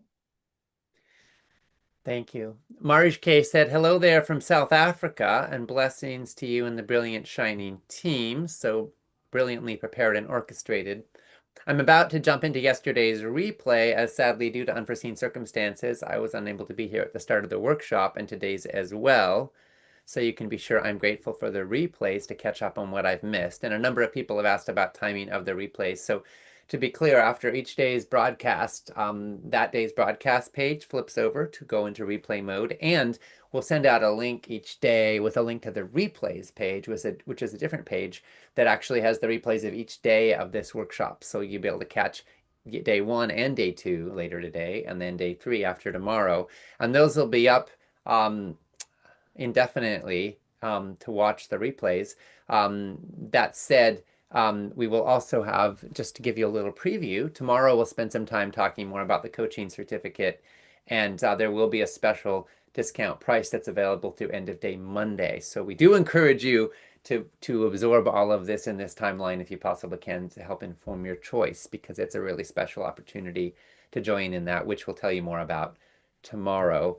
We also had a question from somebody who said they won't be able to be on here tomorrow and they want to learn more about the coaching certificate. And they asked for an email address. So email certificate@foodrevolution.org. Again, that's certificate@foodrevolution.org. And that's how you can, get more info on that if you want to. Annette asked, is Ocean Tony Robbins' son? No, I do love Tony. He's a good friend. But my dad was John Robbins. So, no direct familial relationship that we know of, but certainly colleagues in spirit. All right, well, we are actually at time here for this segment. So thank you all so much for joining us for that question and answer segment. And now we'll move to the next piece here. So yesterday we made the case, the science, the evidence, and the human stories of what it looks like when someone lives this. We talked about the gap between knowing and doing, and today we're talking about closing that gap. Coaching isn't just something you offer your clients, it's something you practice on yourself. So let's take a couple minutes for a simple stretch and breath reset before we bring in our next guests. Wherever you're sitting, go ahead and roll your shoulders back a few times. If you would, I want to invite you to actually do this right now, like we were all in the room together and I was watching you, okay? Now reach your arms up overhead. I see some of you doing this. Actually, I don't, but I'm just making it up. Okay. And take a deep breath in as you do, and hold it for a second at the top.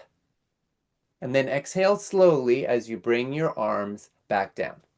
Okay, let's do that one more time. Arms up, breathe in. And release slowly, arms coming down. Okay, thank you. Now gently roll your neck to one side. Hold for a moment and roll to the other side. If you've been sitting for a while this morning, take a second, stand up if you can, and just shake out your hands and your feet. Let yourself feel your body right now, because we're taking in a lot in our brains. Maybe we're feeling it in our hearts. Maybe we're feeling it in our spirits. But you know what? So often wisdom and experience lives in the tissues. So I just want to let you move your body and feel it, because this is all landing right here and right now. Okay. Now coming on back to the screen. Part of what you're learning today is that lasting change isn't only about big dramatic shifts. It's about small moments woven into an ordinary day that add up to something real. It's about what lands in your body. You could hear 1,000 things, but maybe only one of them sticks. It's that one that changes your life. And so often it lands in the body if it's going to stick. That's true for your clients. It's also true for you. So here's what I want you to hold in your mind for the next few minutes. You've now heard two of the most respected people in the coaching field explain why coaching works and what it actually looks and sounds like in practice. If you're anything like most people at this point in the journey, something might be stirring. Maybe it's curiosity, maybe it's recognition. Maybe it's a quiet voice that keeps saying, maybe I can do this. What you're about to watch is a short clip featuring coaches who not long ago were sitting where you might be now. Some of them came into this training as healthcare professionals looking to add something they felt was missing from their practice. Some came as complete career changers, people who are about to make a radical shift. Some were caregivers first and coaches second. Some were dealing with their own health journey and found that working through it ignited something in them that they couldn't hold back.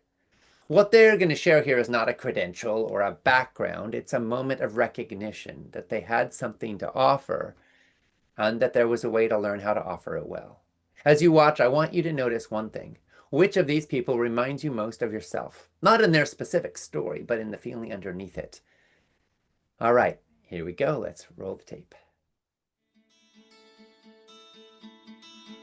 I originally came to the Food Revolution Network because I loved their values and their mission.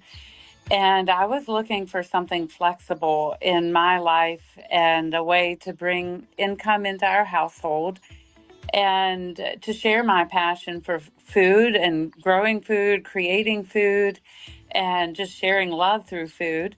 And so I was really excited about that, hoping to make a difference in people's lives with health and coaching and just be a supportive presence to people in that way.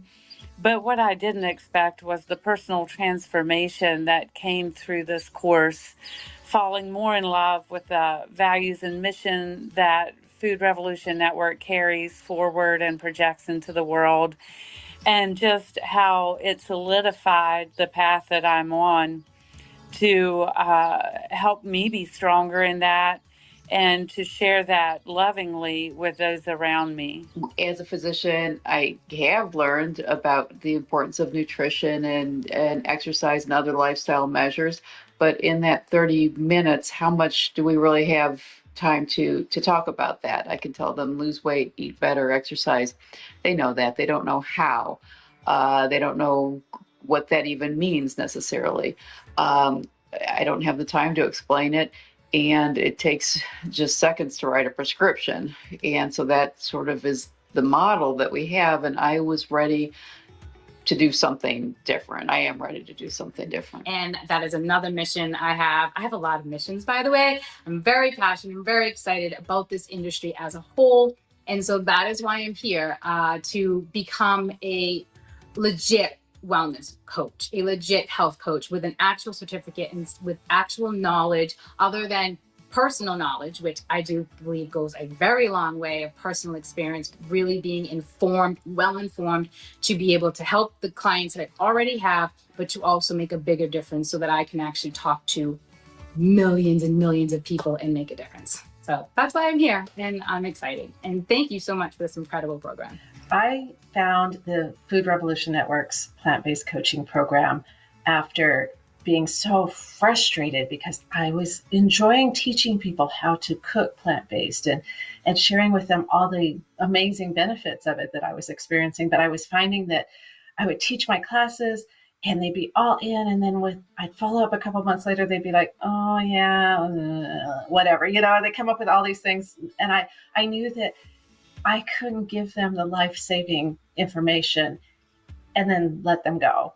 They didn't have the drive that I had. They hadn't seen enough of the results that I'd seen. So I needed something more. And through the FRN coaching program, I learned how to be there and be really supportive for them. And that was what I needed so much. And it has helped me be a better teacher. And it has given me the strength to be a coach, and has given me the ability to help more people in a longer, life-sustaining way.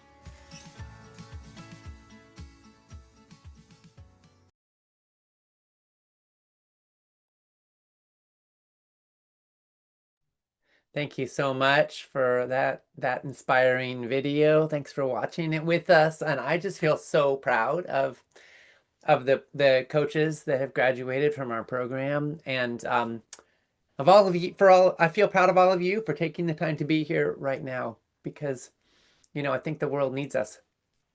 There are so many people hurting right now, so many people suffering from diseases that maybe just didn't need to happen in the first place. and maybe there's something we can do about them now. So bless you for being on the learning journey and seeing how you can help folks to feel better and live longer and enjoy their lives and reclaim their health. And this is a beautiful health revolution we're in together, and we're learning how. So thank you, thank you, thank you, thank you. Want to just share a couple of new comments that came up recently. Monica said, "This is awesome. For several years, I've been a holistic wellness educator and yoga teacher, and up to last year, I've been very healthy. I had an injury at work, and it affected many parts of my body, and I could no longer work. Had to take SSA early, which is not enough, finding that I'm unable to nourish my body well. Is there a support project? If not, I'm willing to assist, as I'm finding it's not just an issue for me, but many. I am volunteer with many public service groups, and most recently the Blue Zones Project in Palm Springs." Well, Monica, I'm not quite sure what you meant by support project, but I just want to send love your way. I'm so sorry that you had an injury and that it's been impacting you and your livelihood. And we're just sending you a lot of love. Bless you, and thank you for doing all that you can to help people to feel better and live longer. And we're grateful you're here. Kathy said, "My type 2 diabetes has been in remission for 14 years using whole foods, plant-based diet, and lifestyle, no meds. So many other ailments were resolved from eating this way as well." How wonderful. Thank you for sharing. Say asked, "How do I post a separate comment so it doesn't show up as a reply to my own comment?" So what you'll see in the comment section say is that there are, if you click reply to message underneath someone's comment, it'll show up as a reply. But if you scroll down to the bottom, you'll see add a comment, and that'll show up as a fresh one. Okay, well, one thing I just want to underline, which maybe you could feel from that video and all the videos we share, is that coaches can come from anywhere. Different backgrounds, different ages, different reasons for being here. But most coaches have got one thing in common. Most of them have had a moment when they decided that what they'd been through or what they cared about was something worth sharing with the world. Most of them decided they wanted to help other people, and they wanted to get support so they could do it effectively. So that's what we focus on in the Nutrition and Lifestyle Coaching Certificate. The program gives you the framework to do what part of you already knows how to do. Yesterday, you heard 3 Food Revolution Network coaches join us in person to share about their own personal health transformations. So now you're going to hear something a bit different, what real human connection can do. So we're going to have a conversation hosted by Makini Duewa. For anyone joining us for the first time, Makini is a national board certified health and wellness coach. She is a childbirth doula, an educator, and a community health advocate with more than 23 years of experience. She is the creator of the Seed Ritual, which is a signature goal-setting framework woven into our coaching offerings, and one you are going to experience firsthand today. She runs her own practice, Makini Integrative Health, and serves as our lead faculty coach mentor for the Nutritional and Lifestyle Coaching Certificate. You can find her at makinihealth.com. Makini, welcome back, and welcome back also. I know you're coming with some of our very special coaches and their very special guests we can't wait to meet. Makini, over to you. I sure am. Thank you, Ocean. I am excited to be here. Hello, everyone. As you can see, our coaches and their clients are coming on. What I want to say is that yesterday was really personal, like what Ocean said. Powerful, powerful shares. If you weren't there, do listen to the replay. But today we shift our focus to coaching. And FRN certified coaches are here in the house, and some are with their clients. They are here to share what real lasting transformation looks like inside a nurturing coaching relationship. So this will definitely connect the dots with what you heard from Coach Hallie and Tracy as well. Before we get into questions, I want everyone watching, whether you are here to heal, to grow, or to learn how to help others do the same, to bring someone to mind, a client, a patient, maybe who you brought to mind when you were working with Howie earlier, a loved one, hold them with you as we go through this conversation, and I know it will inspire you and it will definitely connect the dots to what you heard earlier today. It will connect you to the magic of coaching and, more importantly, the power of curiosity and presence and unconditional positive regard in healing and human transformation. So, and to our guests who are here, thank you. Thank you for being here. I just want to invite you to just be you. Your story is exactly enough. We're so glad that you're here. So, without further ado, please join me in welcoming three FRN certified coaches and their very special guest. First, Camille. Coach Camille is a registered nurse, board certified nurse coach, and founder for Zest for Life. Um, she she is where she puts plants on the plate, coaching in the conversation, and joy at the center of every health transformation. She flew in from Pennsylvania to California to spend 2.5 days coaching her client and longtime community member in his own kitchen. And she is joined today by Ben, uh, a traveler, an adventurer, and self-described non-cook, who finally said yes when Camille offered to show him what was possible in his own kitchen. And so what followed was 2.5 days that Ben describes as a masterclass. So we'll hear more about that. He is joining us live today from Germany. Welcome, Camille. Welcome, Ben. Good to see you. Thank you for having us today. Thank you. Thank you for being here. Okay, and next we have Coach Phyllis. Uh, she reversed her own high blood pressure through a whole food plant-based lifestyle and became certified coach through Food Revolution Network. And with 3 years of coaching experience and 30 plus years of career in tech, she helps clients close the gap between what they know and what they actually do. She is joined today by Mitzi, and Mitzi is a doctor of nursing. Practice from Chicago who spent more than 30 years in the neonatal ICU holding the most fragile lives. And she came to coaching to support others and did not expect it to change herself. And so through their work together, she discovered a powerful self-trust and deeper self-centering. And we'll hear more about that. Welcome, Phyllis and Mitzi. Thank you. Hey, good to see you. This is so exciting for me.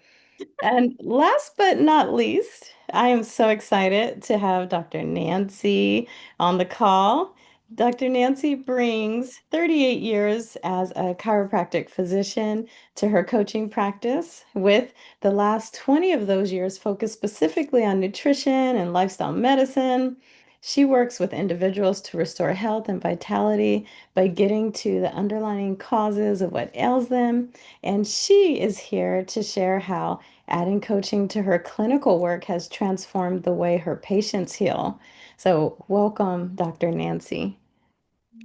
Thanks, McKinney. Thank you. Okay, now we can dive right in. Take a deep breath. I am just going to bounce around. This first question is for everyone, though. And there's a lot of us with this limited time. I want to remind you to be brief, but share in from your heart and in your fullness. And we're just so excited to get started. Okay. My first question is for both coaches and clients, and then I'll call on you by name. What I want to ask is, take us back. So this is kind of the beginning, where you began. Take us back for coaches. Take us back to when you first met. What did your client come carrying? So, like, what was going on there? Not just the health challenges only, but also what was underneath emotionally. And to clients, my question to you is, and what was it actually like for you to be in that moment before anything shifted yet. Okay. All right. I would like to begin with Phyllis, Coach Phyllis. Thank you, Coach McKinney, for this opportunity. And thank you, Ocean and Tracy. When Mitzi began this journey, she was living in an invisible story and feeling that her life was on pause. Mitzi had spent her lifetime showing up for others. She was dependable, she was loyal. She had been the person that everyone else could count on. But somewhere along the way, Mitzi lost her own desires, her own needs, her possibilities for improving her health. It had all quietly kind of disappeared in the background. And so one of the first patterns that emerged was profound, and it was, I am loyal at any cost. And as we explored that together, other patterns begin emerging. A similar pattern was, I can do me later. And so again and again, what we recognized was that Mitzi found herself postponing her own needs, her own priorities, and started prioritizing the needs, the feelings, the expectations of others. And over time, what happens is that her self-trust was eroded and her life became smaller than it was meant to be. I got it. Got it. Thank you. Thank you, Phyllis. What about you, Mitzi? So for me, the point that Phyllis made about me being loyal to others, I wanted to be loyal to my friend Phyllis, and I got involved in this journey. Little did I know that I was going to actually benefit from this journey. I was putting things on pause for other people because I wanted to be loyal. If someone asked me to do something and it interfered with what the plans I had for myself for that day, for my betterment, I would say, okay, I can just wait and I'll do that for them. So it became a pattern, and I didn't realize that it was a problem for me. Yeah. Yes. Thank you. Thank you. Thank you. What about you, Camille? Yeah, thank you, McKinney. And thank you to FRN for inviting the coaches to come back and speak about our experience together. Ben and I have been friends for a handful of years, and I've known him traveling and hiking, but I had never spent much time with him in a household environment. And so when we started kind of talking about and catching up on a few different things, he had mentioned that he had redone his kitchen. And I was very excited because the kitchen is my happy place. And I love to coach people around being in the kitchen. And I realized, Ben, you don't cook. And I had asked, would you like help with that? You know, kind of just leading with the curiosity of what are your plans for being in the kitchen? Because I was curious, I was interested. And, you know, I mean, we've eaten out and eaten while traveling and things like that, but I never knew what his experiences were in the kitchen. And so I was leading with curiosity in that regard. Beautiful. Thank you. Ben, what about you? Well, as everybody knows, all my friends know, I have no skill in the kitchen or had no skill in the kitchen. And I didn't really want any skills in the kitchen. I kind of looked at eating as a social event. I was, doing a lot of traveling, so I'm with a lot of friends and a lot of family over time, and always enjoy the times we all go out to eat together. And that was it. So then, of course, I live at home alone. So when I'm home, I realized that I wasn't really paying attention to eating. A whole day could go by and I hadn't really gotten around to fixing any meals. One, I didn't know how. So a lot of times it would just get an order out or whatever that case may be. But my family now have started to notice this and became a bit worried, and my daughter especially, and my sister and my niece. These are all people who are good cooks, and they're saying, "Hey, are you eating enough? Are you doing enough?" So that was the underlying thing was I started to need or be interested in learning something in the kitchen. One, just cooking at home, but the other thing is healthy cooking. And that's what, as I was listening to Camille talk when we were out to dinner with other people and just together, I realized this is a resource I could possibly use to help me get some skill in the kitchen. Got it. Got it. All these are so relatable. I'm so glad you guys are here. Thank you for sharing that. And now it's a real treat to have Dr. Nancy with us too, because she sees a lot of patients. And although it's not the coach-client relationship that that these other two guys have shared, she's brought in coaching into her practice. And so we get to kind of learn that impact on her and on her clients as well. And so my question to you, Dr. Nancy, is as a clinician, what were you noticing in your patients that your training wasn't quite reaching? And how was this transition for you?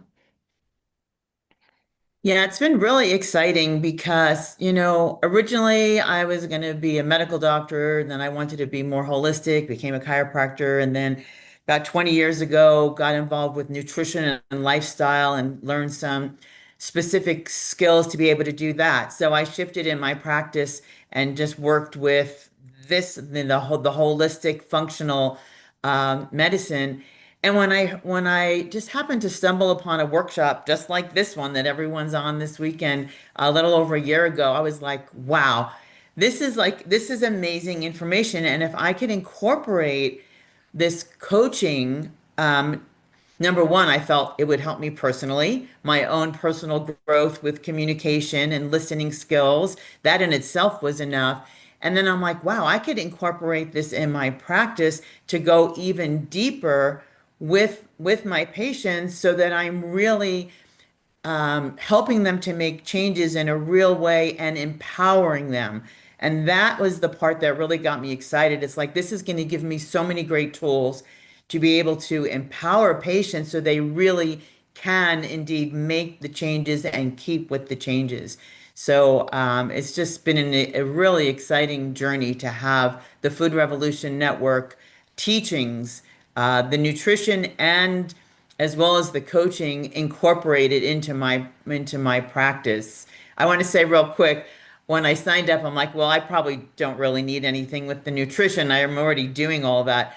And I was really, really impressed with the nutrition, the level of nutrition information that I received from Food Revolution Network. I've been going to, relicensing seminars for over 25 years.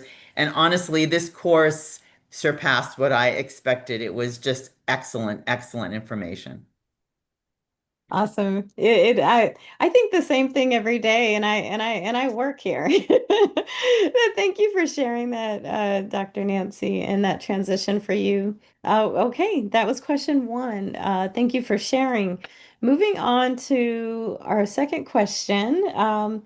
It's around the turning point. So you arrived this way, with your, like what Coach Howie mentioned, with those well-grooved habits and ways of being. What cracked it open? So to my coaches that I'm going to call in, I'm going to skip around.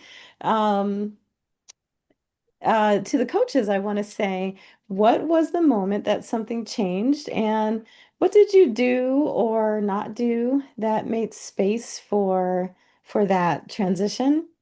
And to my clients, to the clients in who I'll call on, what did your coach offer you that nothing or no one else really had? What made the difference there? Okay, I'm gonna start with Camille. So when Ben and I first started working together, it was a 2.5 day experience that I had traveled to see him, to talk with him specifically about what it was that his goals were for being in the kitchen. And we had taken a little bit of a different approach in terms of doing an assessment in his kitchen, finding out a little bit about what he likes to eat and moving in that direction. We took a field trip to the grocery store to literally put our hands on the food. We wanted to find out what it was that we were looking for, that he would want in his kitchen. Now, it was an interesting experience holding a can of beans and a bag of beans that, there's the preparation for both of those is very different. And when I was explaining a couple of things, I started to realize that Ben was asking questions a little different than he was at the beginning of when we started working together. He was asking questions that let me know that he was interested and understanding what was going on. And so that was a bit of a turning point for me, realizing, okay, like he's not just going through the motions of this is what we're doing this weekend. He was understanding what I was sharing with him. And that was really powerful for me to see that transformation, that I'd started to see it a little bit when we were at the house, when we were having conversations. But when we were standing in the grocery store and we had gone to the different sections of the grocery store, we went from the produce department to the canned goods to, like, now we're talking about the preparation of these goods and realizing that he was invested in it. He was invested in his health and wanting to learn how to do more. And that was really, really powerful. Thank you. Thank you. Yeah, I know that turning point when you're like, this isn't just me as the guide. Like this person is really that they're here. They have joined the conversation as with their agency. That's a beautiful feeling. What about you, Ben? Well, there were multiple turning points through this entire process. As Camille said, just from the very beginning, I mean, the thing that surprised me first, her first question to me is, what do you like to eat? It seems like a very simple thing, but nobody really asked me that before. I mean, when I'm with family or like my daughter, and she say, oh, she would prepare something for me, say, oh, I really like that. And she, oh, well, yeah, you just mix these together and boom. Well, that didn't help me. I'd just go home. I still didn't know what to do. But Camille started from step one, like, what do you like to eat? Now I'm verbalizing what I like to eat for different meals of the day and what I like in terms of vegetables and fruits and things like that. Then she takes me to the supermarket and starts teaching me how to read labels. Again, I used to read labels to how much salt does it have, how much carbohydrates does it have. Now she's telling me about the ingredients and how to pick this can versus that can. Same content, but entirely different healthy content. So now I was starting to get my eyes open to what it really is to prepare a meal. And then when she started talking about picking food in terms of color as well as ingredients, that was another giant revelation that I never really thought about. So it just went on and on from there. So from there, I was totally in on it and really enjoying the experience. Thank you, Ben. And I think if it's ready, we have a picture that Camille shared of the two of you working with the food and the colors. I love this so much. And honestly, I talk with clients and with coaches about just beauty and passion and just incorporating like food with all our senses, not to mention the polyphenols, and all the things that we get. So I love that picture. I love all the colors. Okay, thank you too. I'm actually going to skip to Phyllis for this one. Go for it. Thank you. I love that picture with all the food. That was gorgeous. So in my role as Mitzi's coach, the space that I created just allowed for greater awareness for Mitzi. And one of the most powerful awareness is when Mitzi was like, oh, I can only deal with me. Like I can reset and prioritize my needs. And so that was an awesome awareness that came forward, that emerged. And I believe that was her turning point, because it was at that point then that she began releasing the beliefs that she should be responsible for making everybody else happy at the cost of her own self-care. Powerful. Yes, yes. Thank you. Okay. For time, I'm gonna move on to the third question, and if we have extra time, I'll definitely open it up for you guys to fill in any pieces here. Um, so that was an example of the turning point for coach, for client. And I know Mitzi and Nancy, Dr. Nancy, there's other thoughts in there too. That incorporate that are part of that turning point. But the thing that I want us move forward to is where you are now. So you began one way, something changed and started to change, and now where are you? And what is that like for you? And feel free to incorporate what you want into this answer. I'm actually going to start with you, Mitzi.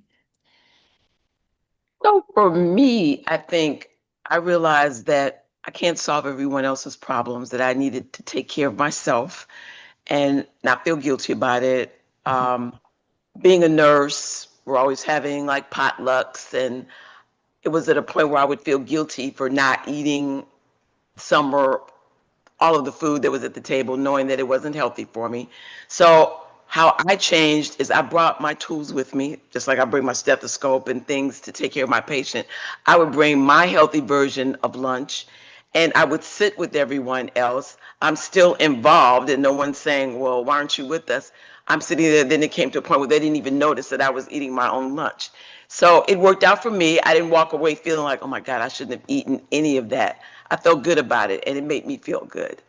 And I think that was a big turning point for me when I realized that Phyllis helped me recognize that. Oh my goodness. That is such a win. Because so often it is that perception that gets in the way of, am I going to offend someone? Am I going to be different? How do I do something different for myself and still maintain relationships that are important to me? And you, through your coaching journey, you were able to do something new and something that's just for you. I love that. Thank you, Mitzi. What about you, Dr. Nancy?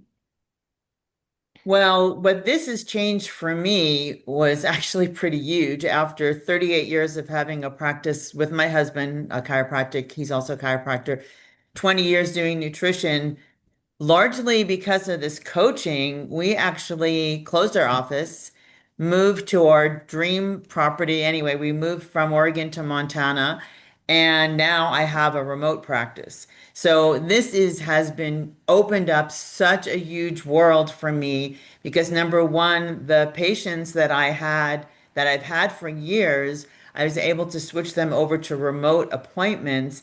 And through the coaching, I then felt like, because of the coaching, I felt like I had so much more to offer them through the coaching model that I felt good about the value that I was going to be delivering to them, even in a remote kind of environment. Because I used to do some hands-on things, and so now I wasn't going to be doing hands-on. Yet the coaching was going to add so much, and now I've actually expanded even further, and I'm developing a whole separate business as a coach focusing on gut health. So I'm a holistic gut health coach.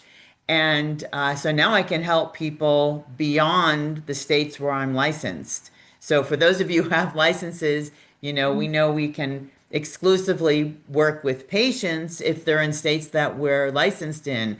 Yet by having a coaching degree, which I've actually always wanted some sort of nutrition degree, and this really fit the bill fully. Now I'm able to open myself up, and I was just on a couple of podcasts talking about my holistic gut health program, and it's really fun. So it's just opened up a whole nother world to be able to help so many more people. I hope to do group coaching, and these are things that even with my, chiropractic degree, I really was not equipped to do these sorts of things. And through Food Revolution program, it just gave me so much more to be able to help more and more people.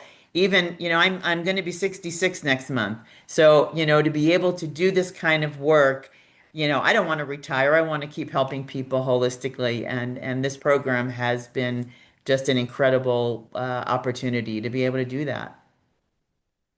Yeah, thank you. And I'm just going to put you on a spot and say you mentioned helping patients. Do you have an example of how this coaching has supported your patients? Well, recently with actually one of my coaching clients, because I'm spending more time and I'm being curious and I'm asking more questions and not just boom, boom, boom, getting to the symptoms and helping them holistically. Because I was asking more and she let me, and we're working with her gut and my gut health program. She mentioned about getting a colonoscopy. I asked more questions. Come to find out, she's been getting these colonoscopies every 5 years since she's 17. She's now in her late 60s.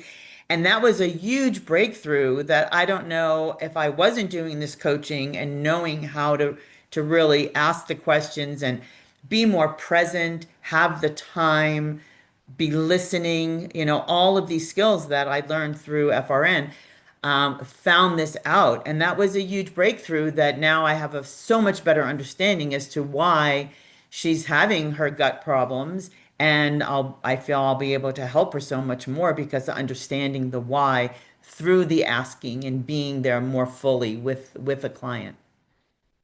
Wow. Wow. Powerful. Powerful. We need more of that in the wellness space. So I'm so glad that you're doing the work that you're doing.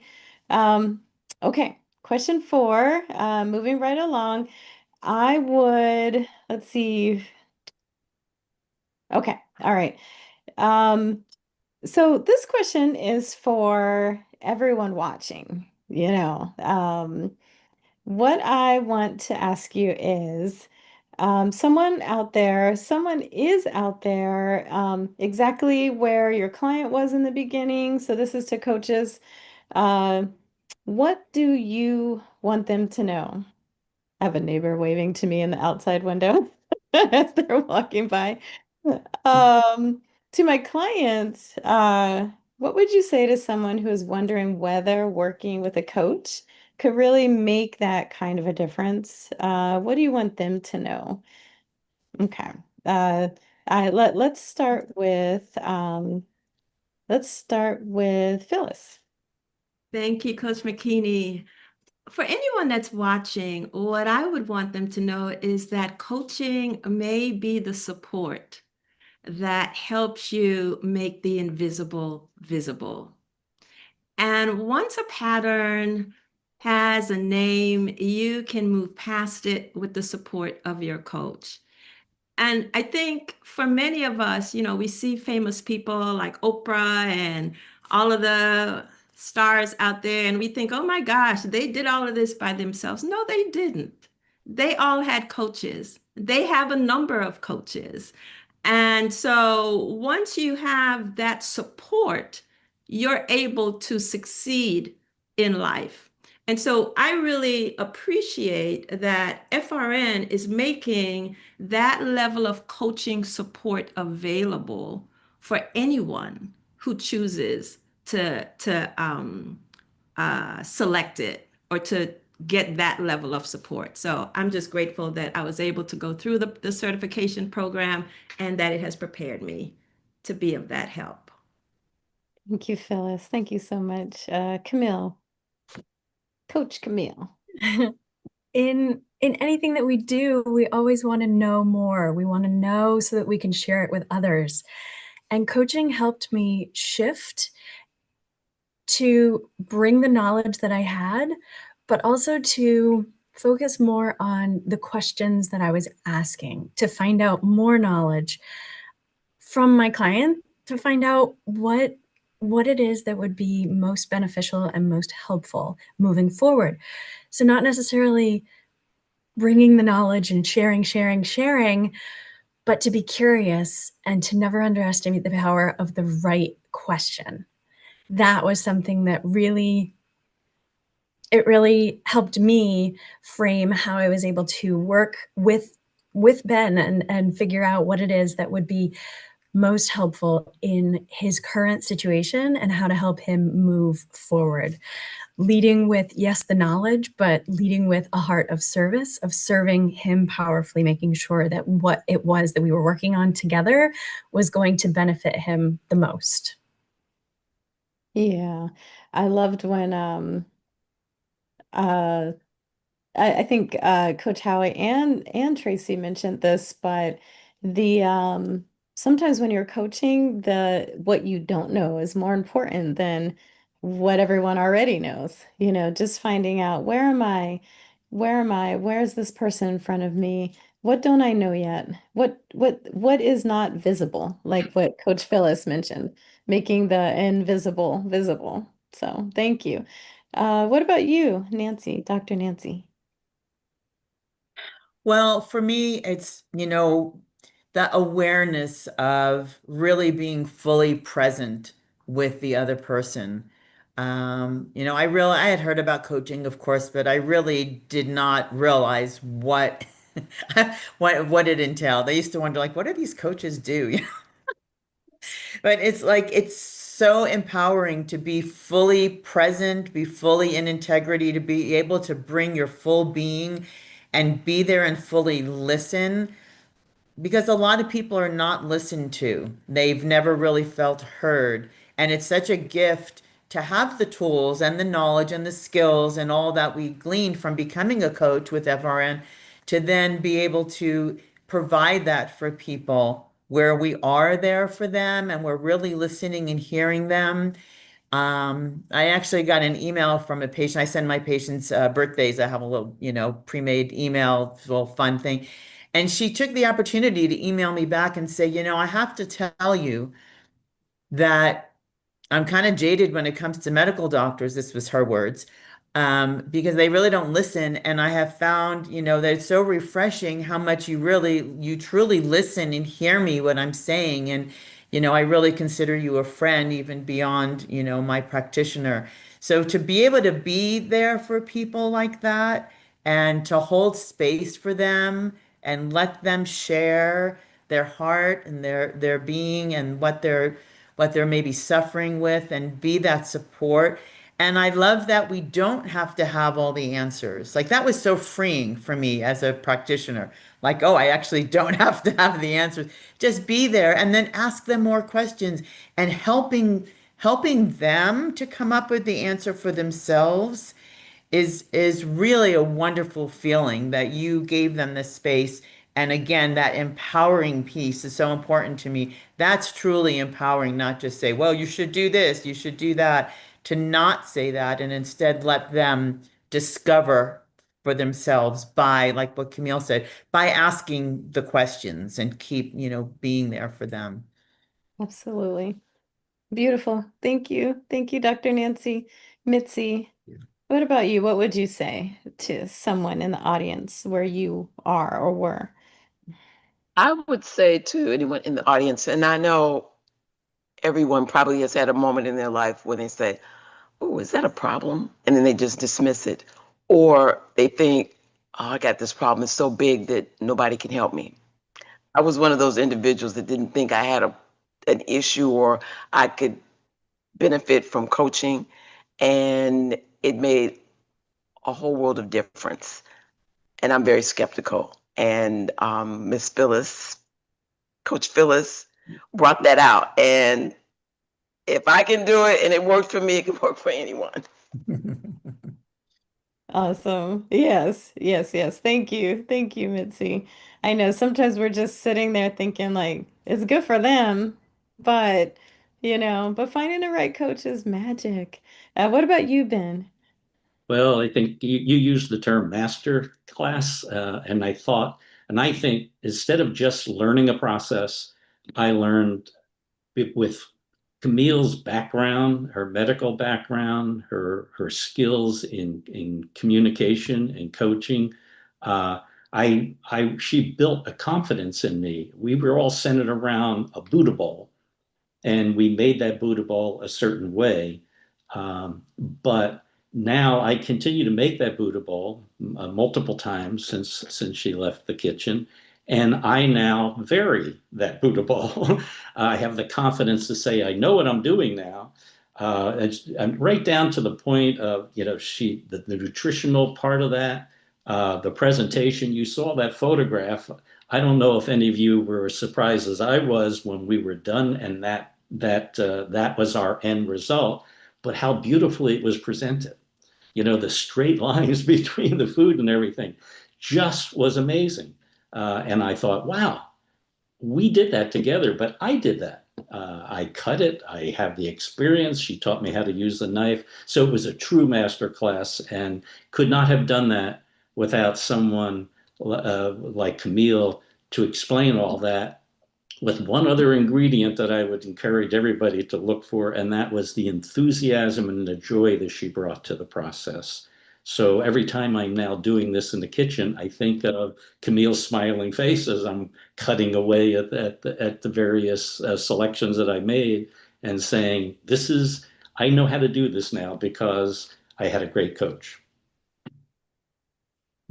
I have chills. I love that. What a beautiful last line. I know how to do this now because I had a great coach. And I think the I is the most important part of the whole sentence. Yeah. It's kind of empowering. The process is empowering in one word. Yeah. Thank you. Thank you, coaches. Thank you, clients. Thank you, Dr. Nancy. This was really powerful. And I believe that some of the folks watching have questions for you guys. And so I want to open this next couple minutes up for a few questions, what we have time for.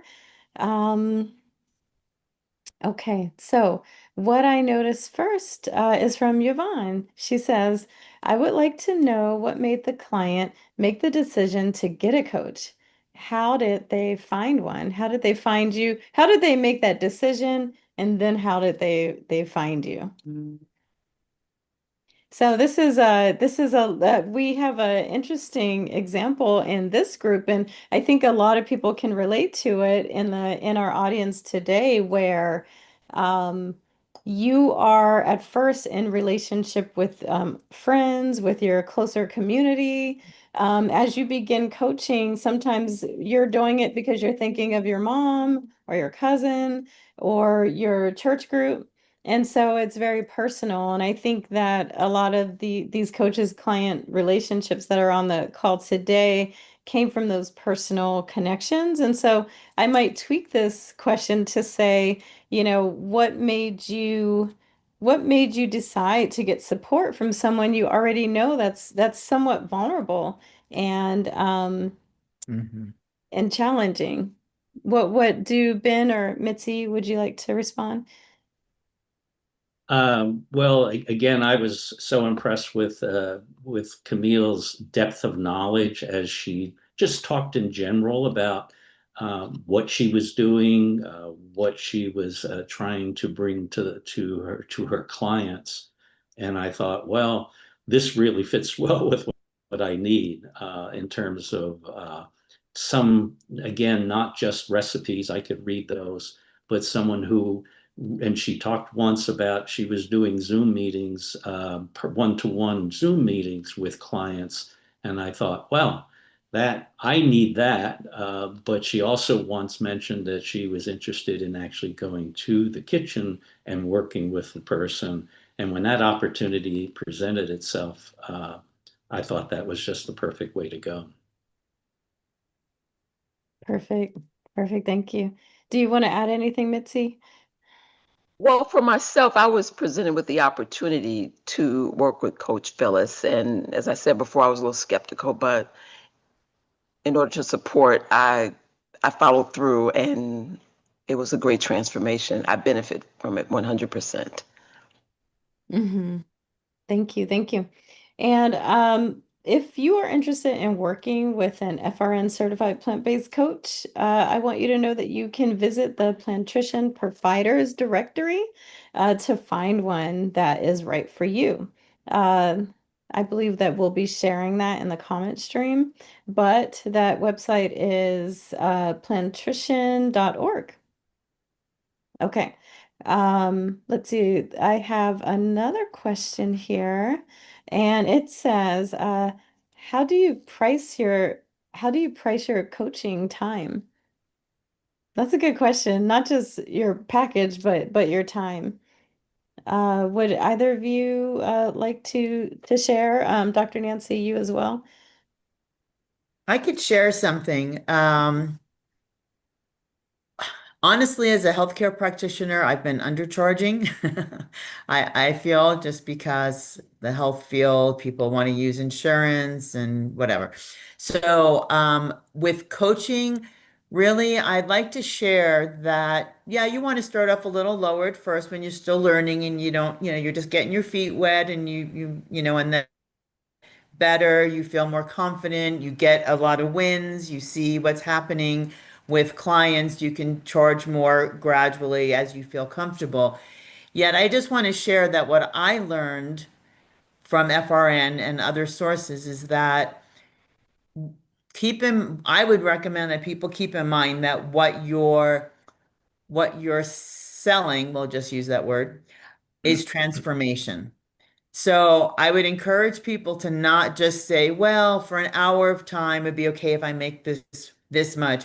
To share your package, to offer your package. Let's say that instead of selling, to offer your coaching package. And it is important that you work with people for a few months because as you've all been hearing, change doesn't happen. We all know change doesn't happen just 1 or 2 weeks, right? We need time. We need to support them, guide them, and then help those changes just become what they're now doing through empowerment coaching. So you're really offering a transformation, and for them, it's an investment. They're investing in their health, which there's no greater investment than your health.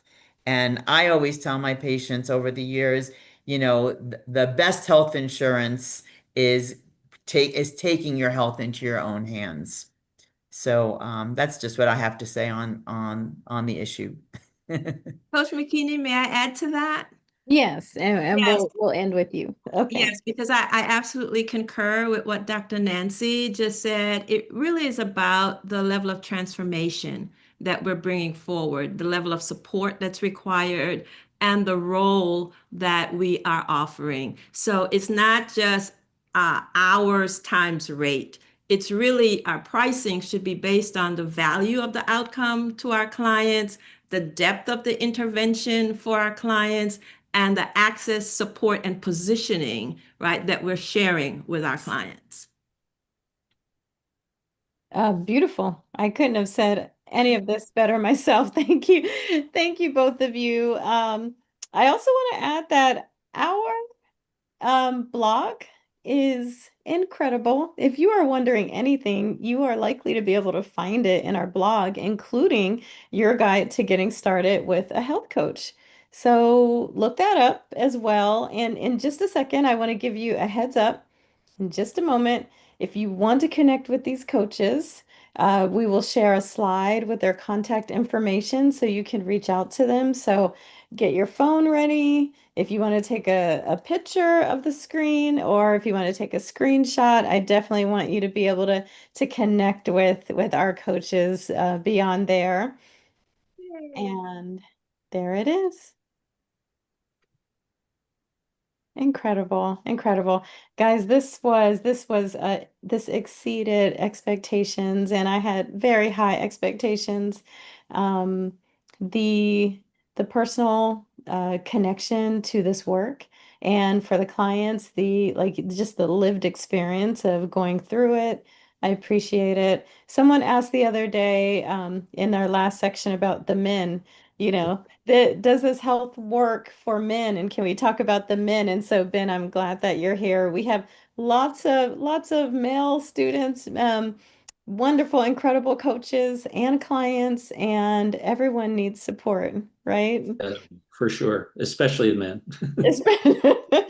Especially men. Okay. Let's see. So that was the slide. Again, I just want to thank you all so much, coaches, clients, Dr. Nancy. What you shared is a gift to everyone in this room, and what you all just witnessed, our participants, it's not luck and it's not a special gift only for a few people to have. It is a set of skills that can be learned and practiced and experienced. And it begins with showing up with curiosity, presence, and a genuine belief in yourself, and the person in front of you. I think that's one of the surprises for all of our coaches and myself included is that we don't have to have all the answers, but what we need to know is that our clients can solve their own problems and that we can support them in the journey and our knowledge will be helpful throughout the process, right? So, so thank you so much. And before we close out today, we want to set you up for something I think you're really going to enjoy between today and tomorrow. So whenever you find your quiet window before day 3, to guide this exercise, I want to bring Tracy back on the screen to share a very special framework with you. Come on back, Tracy. Thank you so much, McKinney. That was incredible. Thank you so much to these amazing, beautiful humans on the screen with us who shared such vulnerable personal experiences. Dr. Nancy, Mitzi, Coach Phyllis, Coach Camille, Ben, it is an absolute honor to witness your truth and your experience, and thank you, McKinney, for holding it all. And so Thank feel you. free to stay on with us, of course, because now what we're going to do is have a fun little exercise with the audience. This is a coaching exercise. We'll call it part 2. We had part 1 yesterday. And if you didn't do yesterday, that's okay. The workbook that we're going to drop into the chat will help catch you up, and you can go ahead and open that whenever time permits. Yesterday, I sent you all home with a 3-step self-reflection exercise. Building self-awareness is part of the coaching experience and process. So I asked you to identify a health challenge that you're ready to work on, and then to let yourself dream about what life could really, really look like on the other side of that. And then I asked you to write down a 1-year vision in 1 or 2 sentences. So if you didn't get to it yet, not a problem. All you need is something to write on. Yesterday was really about vision and creating clarity for that vision. And today we're going to move from vision to action. In your workbook, there is a day 2 section called Plant the Seed. And the seed is a goal-setting framework developed by our very special lead faculty, Coach Makini Duewa. And it is one of the most practical tools you will walk away from this weekend. It takes everything you reflected upon yesterday and helps to turn it into a small, specific, energized action that you can really commit to. In my 16 years of coaching, the single biggest reason a goal fails isn't that someone lacks willpower. It's that the goal was too big or too vague, or maybe it wasn't even their own goal to begin with. The seed activity that we're going to do fixes all 3 of these at once. So here's what to expect. You will start by looking back at all of your reflections so far, your current reality, your huge dream, and then your 1-year vision, and naming 2 or 3 things that you could work on to shift. Then you're going to ask yourself, which of those feels the most alive right now? Which one, if you actually moved it, would make the biggest difference? That is your seed. So earlier today, I talked about all these pillars of lifestyle medicine, all these areas of health and wellness that you could work on. We're asking you to just pick the one that stands out the most. So SEED is an acronym, and the S stands for specific and small. What exactly will you do? Let's write it as a real action, smaller than you even think it needs to be. And I'll give you a quick example. So to say I'm going to eat healthier is not a goal. It's not a seed goal. To say adding 1 serving of vegetables to dinner on weeknights is. And notice how much smaller and more concrete that second one is. That's the shift that we're making. E stands for emotional. Why does this matter to you? How does it connect to your values and that 1-year vision? Take a moment now even just mentally, to finish the sentence. This matters to me because. And if you can't finish that sentence quickly, that's useful information. It might mean that this actually isn't your seed. The second E is for energized.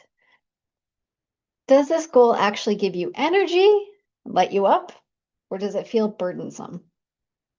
If it's truly your goal or the one that you think you should have, do you feel that you have energy that comes from motivation and competency? And D stands for doing it. When exactly are you going to do it? Is there another existing habit or routine, like brushing your teeth, something like that, that you can attach this to? So it's not depending on willpower alone. And that last part is one that people skip a lot, and it's one that matters a great deal. A goal with no anchor or specific time or trigger attached to it tends to quietly disappear by Wednesday. So attach to it something that you already do, and it will have a much better chance of sticking. At the end, you're going to summarize your seed goal in 1 or 2 sentences, something that you can read back to yourself tomorrow in the morning and know exactly what you committed to. This whole exercise takes 15, 20 minutes to do well if you give it the space it deserves.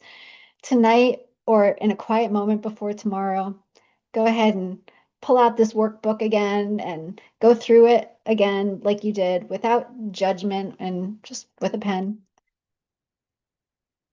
Tomorrow, we're going to answer the question that's been sitting quietly underneath this whole weekend. What does this work look like as a career or as a path?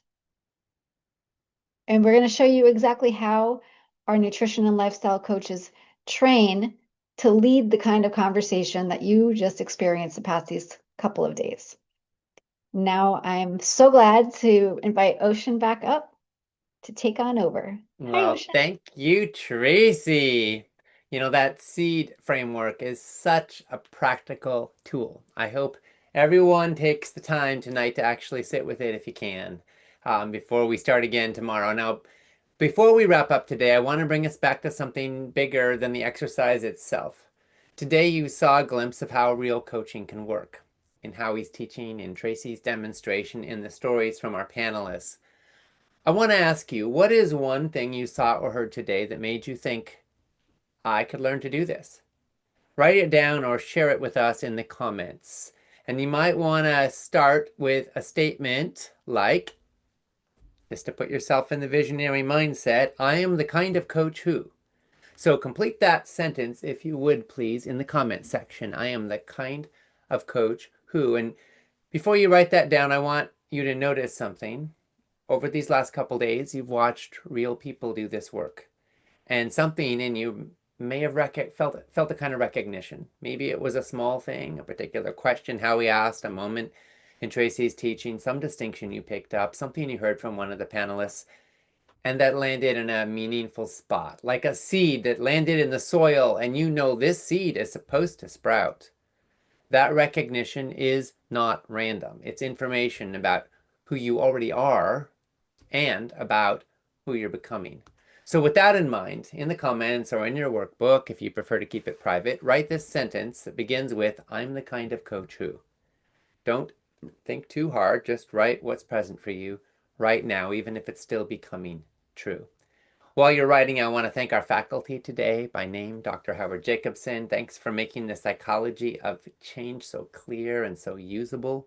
Tracy Garrigan, thank you for showing us that whole person coaching includes all of the pillars and what it can really look like in our lives. Makini Duewa, thank you for holding such an exquisite, tender, beautiful, real space for our community with such clarity and skill. And thank you to our panelists, Nancy, Phyllis, Mitzi, Ben, and Camille, for the honesty of your stories that you have shared with us. And now let's see, we're going to just share a few of the comments that people have shared here. Christina said, I am the kind of coach who listens with compassion. Yes, bless you, and thank you for that. Okay, let's see, I'm just catching up here. Okay, oh, we've got folks just Still writing, perhaps, go ahead and add here, I am the kind of coach who, what do you want to bring? What do you want to share? What kind of coach are you, or are you becoming? Robbie said, I'm the kind of coach who cares about good health for myself and others. Karen said, I listen well, ask questions. I'm interested and curious. I like people who would love to be of more help. Joanne said, I'm the kind of coach who will listen deeply. John said, I'm the kind of coach who sees the very biggest picture, to live intentionally, to live heaven on earth, and to live God's purpose for why he created us, the greatest gift of all, eternal life. John says, I'm the kind of coach that combines mind, body, and spirit for lifelong change. Beautiful. Love it. Keep it coming. Keep it flowing, everybody. We want to invite you to just ground this with your own words expressed here. You can also write it privately or just think it if that's what's best for you. I want to give you a few logistics here as we're wrapping here today. So the replay will be available. Watch your email for the link to the replays from yesterday and today, all in one place. And also right here on the broadcast page, you'll be able to watch the replay as soon as we finish today. If you want to go back and watch it again, we welcome that. Tomorrow, we're going to focus on the question that may be sitting quietly and building for you. You've seen the science, you've seen the coaching. You've heard from the coaches who do what coaches do so powerfully. You've heard about how that works. Tomorrow, we're going to focus on what this might look like going forward. We're going to show the full range of what's possible as a coach, from solo practice to healthcare settings, to looking at community leadership, and even just using coaching to influence your life, your family, your loved ones, the people you care about, right? Because that counts too. And we're going to help you decide if the Nutrition and Lifestyle Coaching Certificate is the right next step for you. This is not a heavy pressure sales thing. This is a clarifying and inviting you into a body of work, whether you join the program or not. We need you in this coaching movement, and we welcome you, and we want to empower you and support you to make the best right next step for you. We're also going to talk a little bit about AI and the pros and cons of AI and what it means and how it's impacting the world of coaching. And lots more. It's going to be fun, it's going to be engaging, and it's going to be practical. So rest well, do the seat exercise if you can, and come on back tomorrow ready to see your own future a little more clearly. Thank you all so much for joining us. Bless you, and we'll see you soon. I'm so very thankful for all of you. It's been an amazing experience and journey, and I've gotten to meet some great people in my study group, and just listening to all the people I don't know but would like to know talk about their journey is amazing. I just have to say, I was the kid when I was in elementary school reading all the books about animal testing and, spraying hairspray in rabbits' eyes and all the horrible things. And I wanted so much to be a vegetarian, but I hated vegetables. And so I'm like, I can't do this. And then fast forward all these years, and I come from a family of 7. And by the time I was 47, I'd lost both my parents and 2 of my brothers. And I just was like, this has got to change. And so I started looking into plant-based, but I keep going back and forth. And then in 24, I was diagnosed with breast cancer, and it was hormone positive. But that was kind of the kick in the pants I needed, because I was just kind of going through the motions. I have 2 girls that just wore me out because girls are freaking hard. They're now 25 and 23, doing amazing, so I'm very happy about that. But I just thought, okay, I want to be a health coach, and the plant-based makes sense because I wanted to help other people in my situation not have hormones and everything.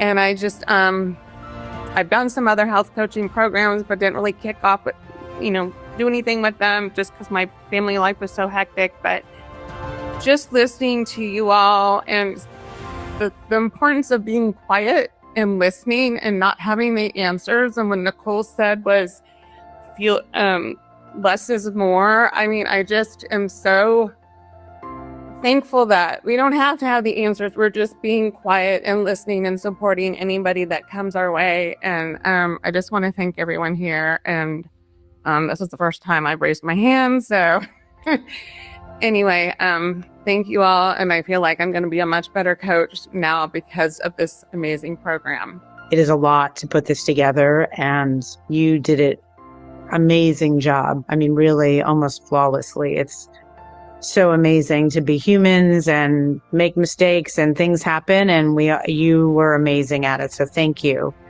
very much. And I just wanted to say that on top of all the gratitude, I really learned so much about listening and holding space.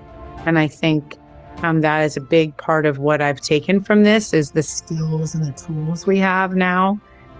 And you can use that in any part of your life. And I've been doing that. And I really appreciate it. I've been super busy with life and events and work.